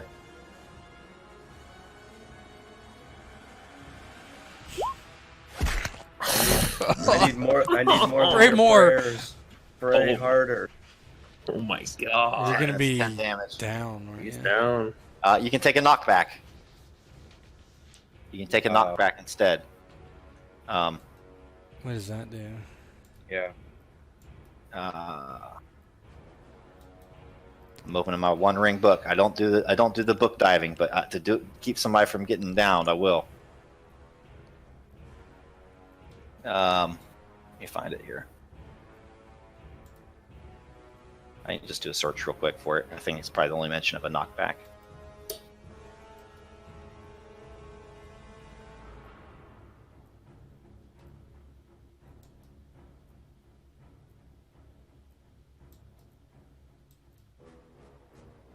Take half damage, but Yep. Let yourself thrown off balance. Half the endurance loss caused by the attack, but basically you have to skip a turn. I'm about to run away. Yep. Yeah, and I'll take the knockback. You'll take the knockback, so that would be 5 damage. I think that'd be wise, but you have to skip this next round as far as attacking goes. Fine by me. You get the snail.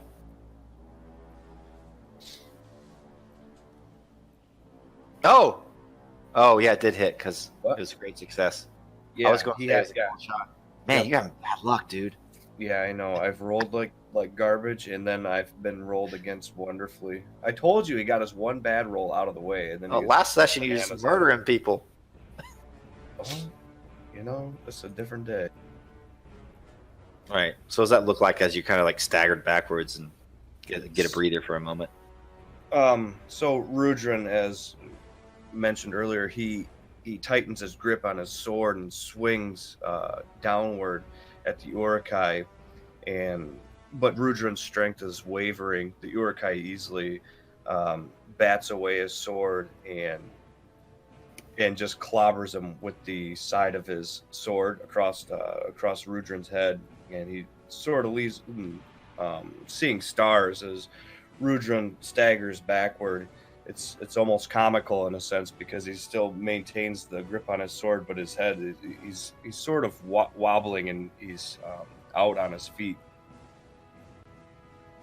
Concussed. He's concussed. All right. Blood stump. 1 is Arthanur, 2 is the lady. Rudhron. Yeah, so he feels that sword dig into his back and turns to Lady Kalarwin, trying to pick her up, and he's like takes his maul and just like starts to bury it into her abdomen, trying to disembowel her with these large fangs. Bite. Oh, Gandalf. She picks him up. She like kicks him in the jaw and like not quite Legolas like, but actually lands on her feet in the water. Says, "Unhand me, you beast." Kind of turns to Arthanur next. Lady lucked out. Goblin Archer is going to take 1d4. Shoots at Arthur. I don't even know how to roll it. Do it. He could eye. Nah. Ah! That's enough for me. I'm out of here. He scampers off across the swamp, perhaps to bring word back to the main host. The light's too much for him, so he's gone. Okay, you guys are up again. Rudhron, you can RP something, but you cannot act this round.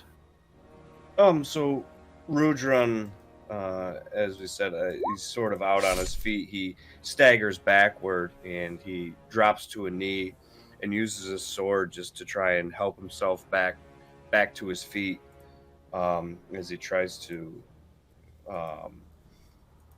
really regain his senses and sense of awareness. Is that your attack, Aravule? Yep. As Bloodstump is dealing with Cardolan, Aravule just hits him in the back of the leg, slicing his left hamstring as he turns away to face her. That's Yeah, you're 15. splashed with water as it kind of comes down to a knee briefly. Splash! Oh, too many of you. Oh, guess I'll have to make myself a pie.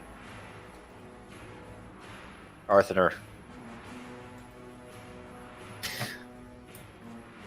I'm going for it. Edge. Nice. That's what? How many damage? 12 damage. 12 with an edge. Yep. Let me see if there's something I can do. Let's see what this guy has. Great size, horrible strength. Nope. Nothing to make him not get hit. That's 12. He does have great size, so a wound won't kill him. Not wounded. Barely met it. So he's bleeding down into the water. It's like the water you guys are in now. It's just black with orc blood. Lady Kalarwin. Dare she go forward? She dares. Seems like she's doing fine. Yeah, Rudhron will soak up all the bad stuff for today. That's fine. Kalarwin says, "As the sun rises in the east, the might of the west rises to meet it. Begone, foul beast. Go away from these lands and drown in these waters." And she switches the grip on her sword again and just makes a stroke right across the back of the thing's legs, close to where Aravule attacked.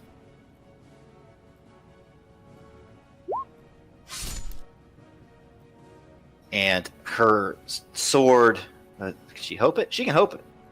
She can hope it.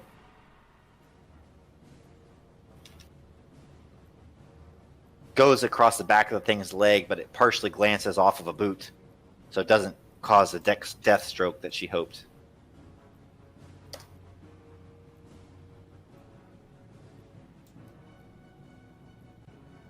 All right, they're up, right? Indeed. this is where Rudhron falls.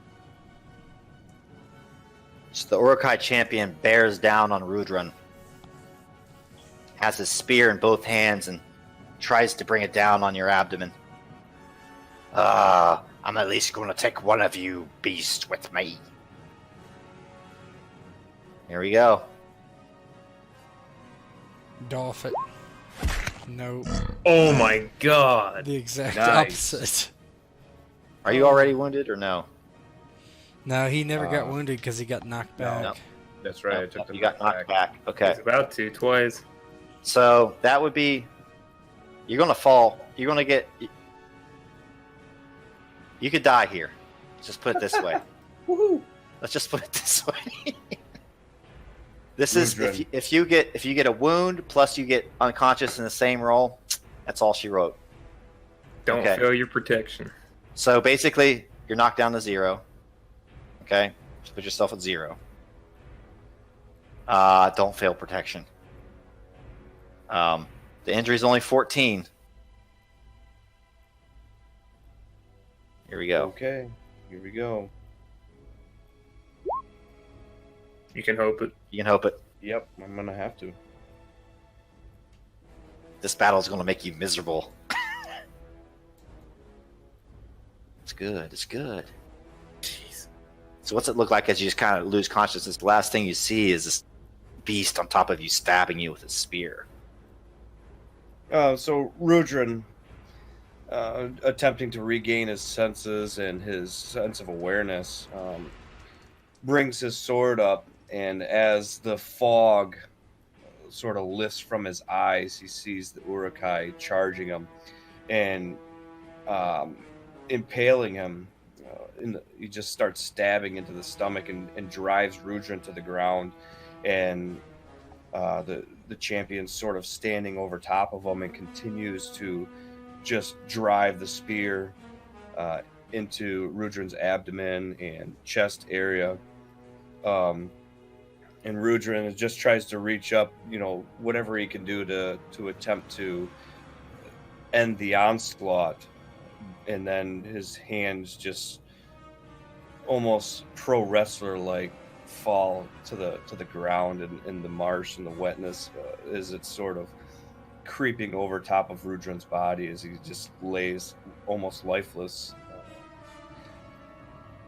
victim to the Urukai here, just laying into him. Well said. All right. Blood stomp. Aravule, Arthanur, and the lady. 1, 2, 3. Let's see. Ooh. He again turns his attention to the Lord of Cardolan. And with his great fist, aims to strike the man down into the muck. Just crush.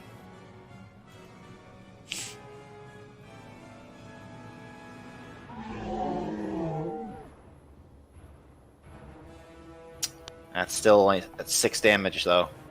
This looks like he knocks you down to the marsh. Yeah, he just that puts me at 0. It does. You can take a knockback too, if you want. I mean, I'll have to. Yeah. Yeah, he just basically punches Aravule across the face. Aravule staggers and is just kind of dazed from the punch.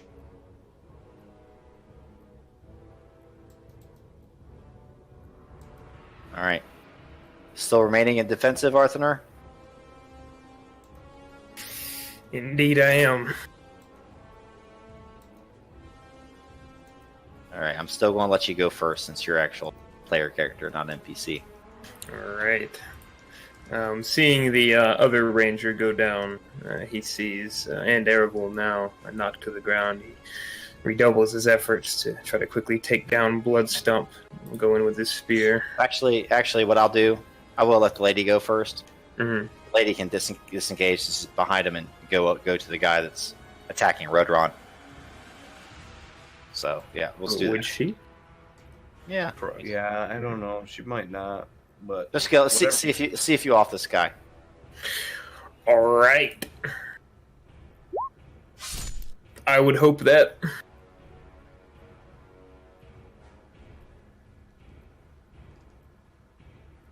It's 12. What's that look like? So as he strikes down, knocks Aravule to the ground, Arthanur takes advantage, quickly rushes up and jabs a spear through his neck. And you should pick your opponents more carefully, or I should say, should have.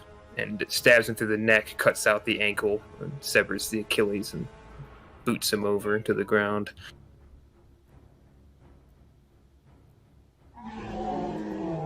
Oh!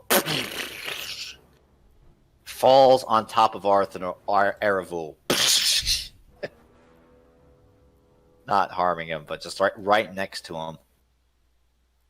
The lady has an opening, and seeing the Urkai atop Rudhron runs after him. As Rudhron loses consciousness, she sees a bright flashing sword. Don't noonan this. Nope, that's a good one. And he only had 4 left, so.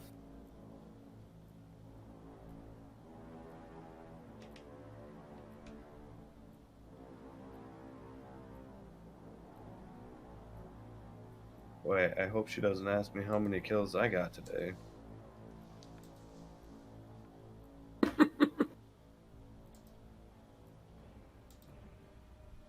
Does myself count?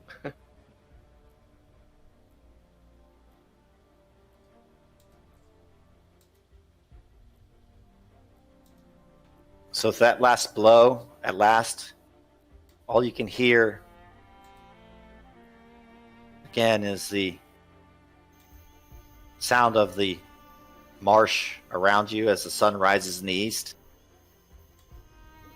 All your breathing is heavy, but there's no growling, no ferocious snarling of orcs. You just hear the crackle of the fires and the sound of nature. And I'll let you pick the RP up.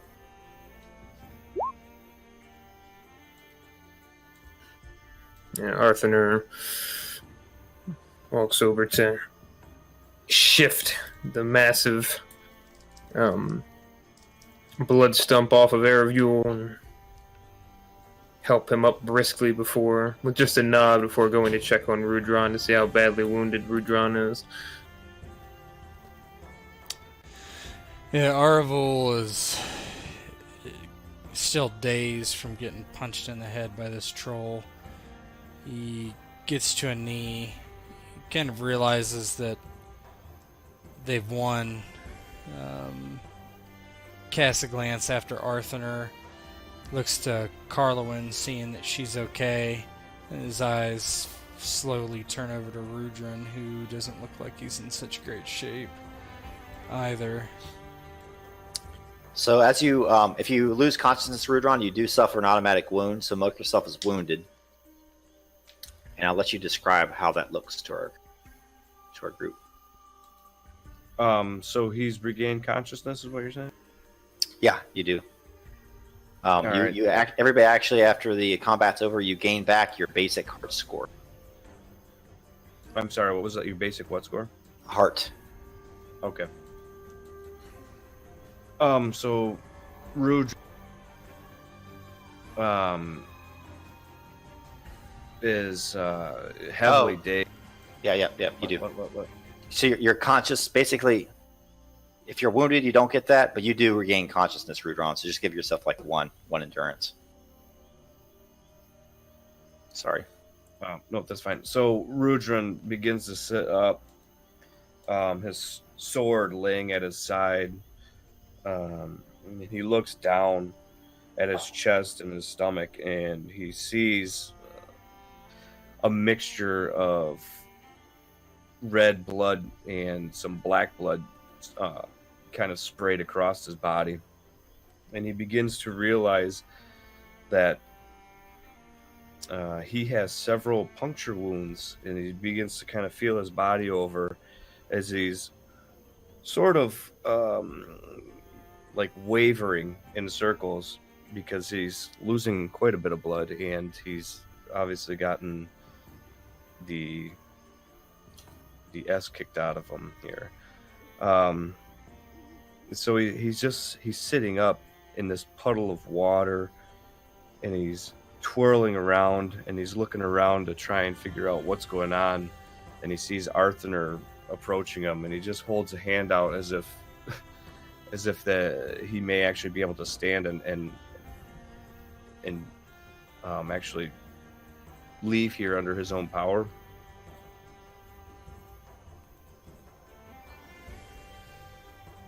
Yeah, Arthanur sees him holding out the hand and just kind of frowns a bit and then goes over to lift the ranger up. And it's quite a wound, Rudhron. And Rudhron looks to Arthanur and just sort of coughs and sputters a bit. Yes, it's not my finest hour, I must admit. Aravule's getting to his feet at this point. Arthanur, can you patch him up? I can try. You may not be beyond saving, Rudhron. We'll put one of your arms over his shoulder and take him to the nearby tree here. We'll try to at least staunch the flow for now. Mm-hmm. Is there by chance in any of these kegs here any black powder or anything? From these kegs here, like all around the bottom of the kegs are like drinking containers, all sorts. Yeah. Might be other stuff if you search around though. Right. Well, I mean, Rudhron's not doing any searching, but he was going to offer some advice. Maybe they could burn, close the wounds for now.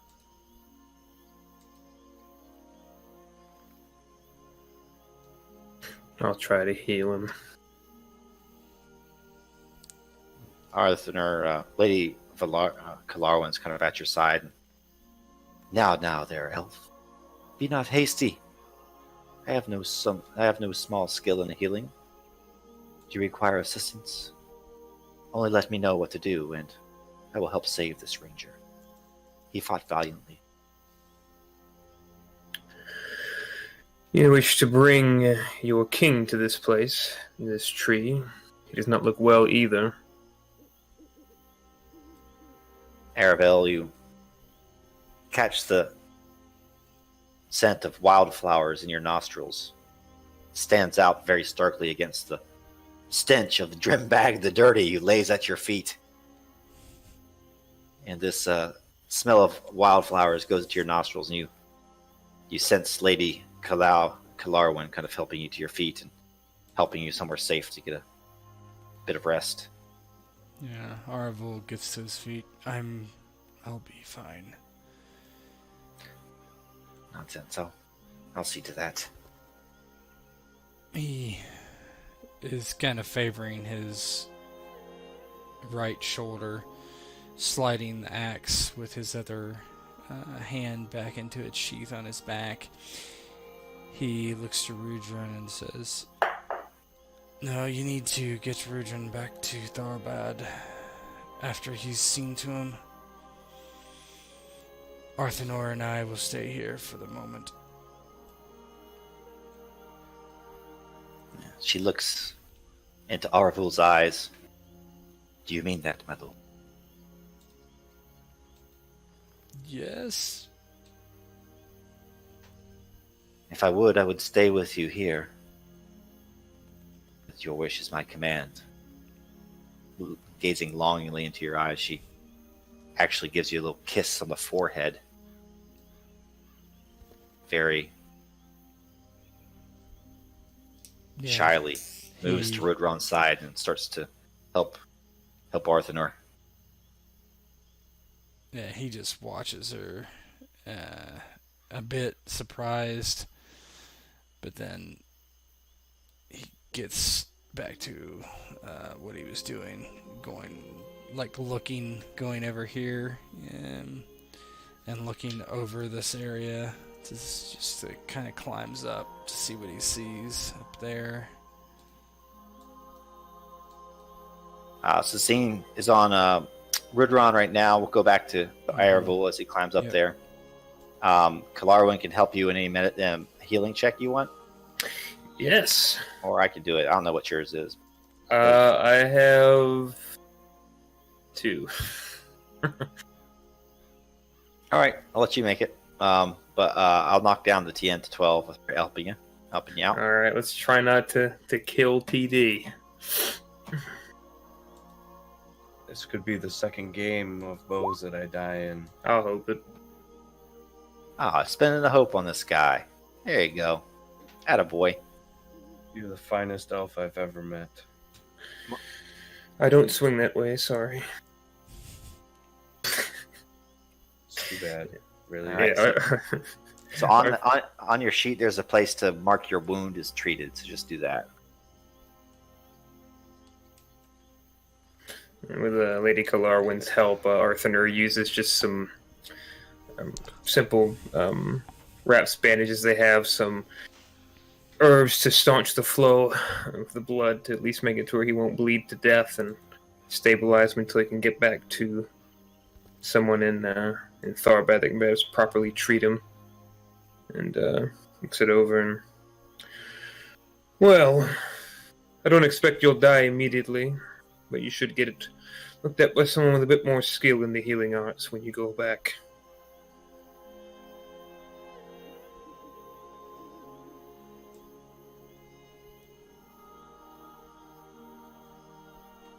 And camera pans back over to Aravule as he kind of climbs up on the wooden slats and looks down the hastily built road that the orcs made. Only orcs could do such shoddy work, meant to be temporary and fleeting to move an army across the marsh. This thing is nothing more than a bunch of wooden boards kind of laid side by side so Uruk-hai could march across the marsh. You see the road stretching far to the east and then turning to the south. But thankfully, Aravule, you do not see any sign yet of an approaching army. Aravule, the first thing he does is he limps over to this fire, taking one of the boards and setting it ablaze. Walking with it, he crosses back over and just tosses it on to the rest of them, hoping to catch it on fire for now until they have a chance to flood this area. Yeah, the dried board kind of crackles. There's a inferno that lights up the dawn. It's probably still like 6 in the morning. And the sun is peeking over the mountains, and this flame is starting to erupt over the marshland. He calls back, "It's time we return and bring the engineers forth to flood this swamp."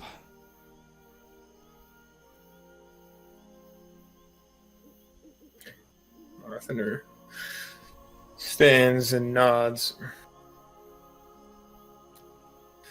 We must make haste then. I fear this ranger may not survive too much longer if we do not hurry. Marvel nods. Yes, we must return and mend our wounds for the days to come, for this will not be the last battle.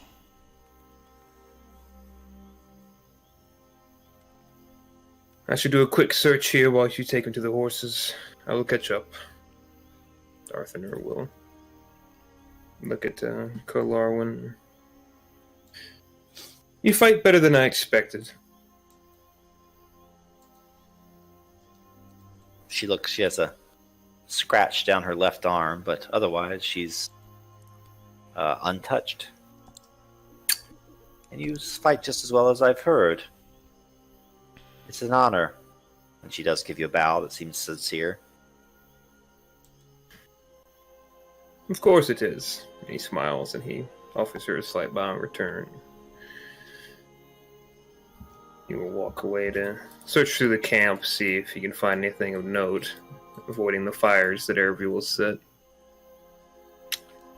Yeah. The only thing of note is you do find one more keg of that blasting powder stuff, but all you have now is a wagon and no Urkai to pull it. He would just make sure that it is eventually consumed by the flames, maybe having an additional effect on the bridges here, but yeah, so you otherwise leaves it. Yeah, leave it like right in the trail where the flames go. Mm. Does anybody have anything else? Otherwise, you'll ride back southwest to Tharbad. I do not.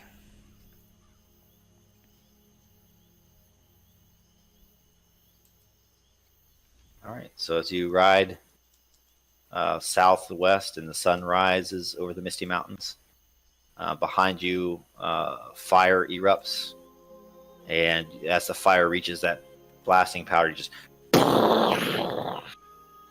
almost like an action scene. As you behind you, there's an explosion. You guys, bloodied and beaten, make your way back to your horses and make the half day's journey back to Tharbad. And we'll call it a day. Alrighty. All right, I was a little worried on that one.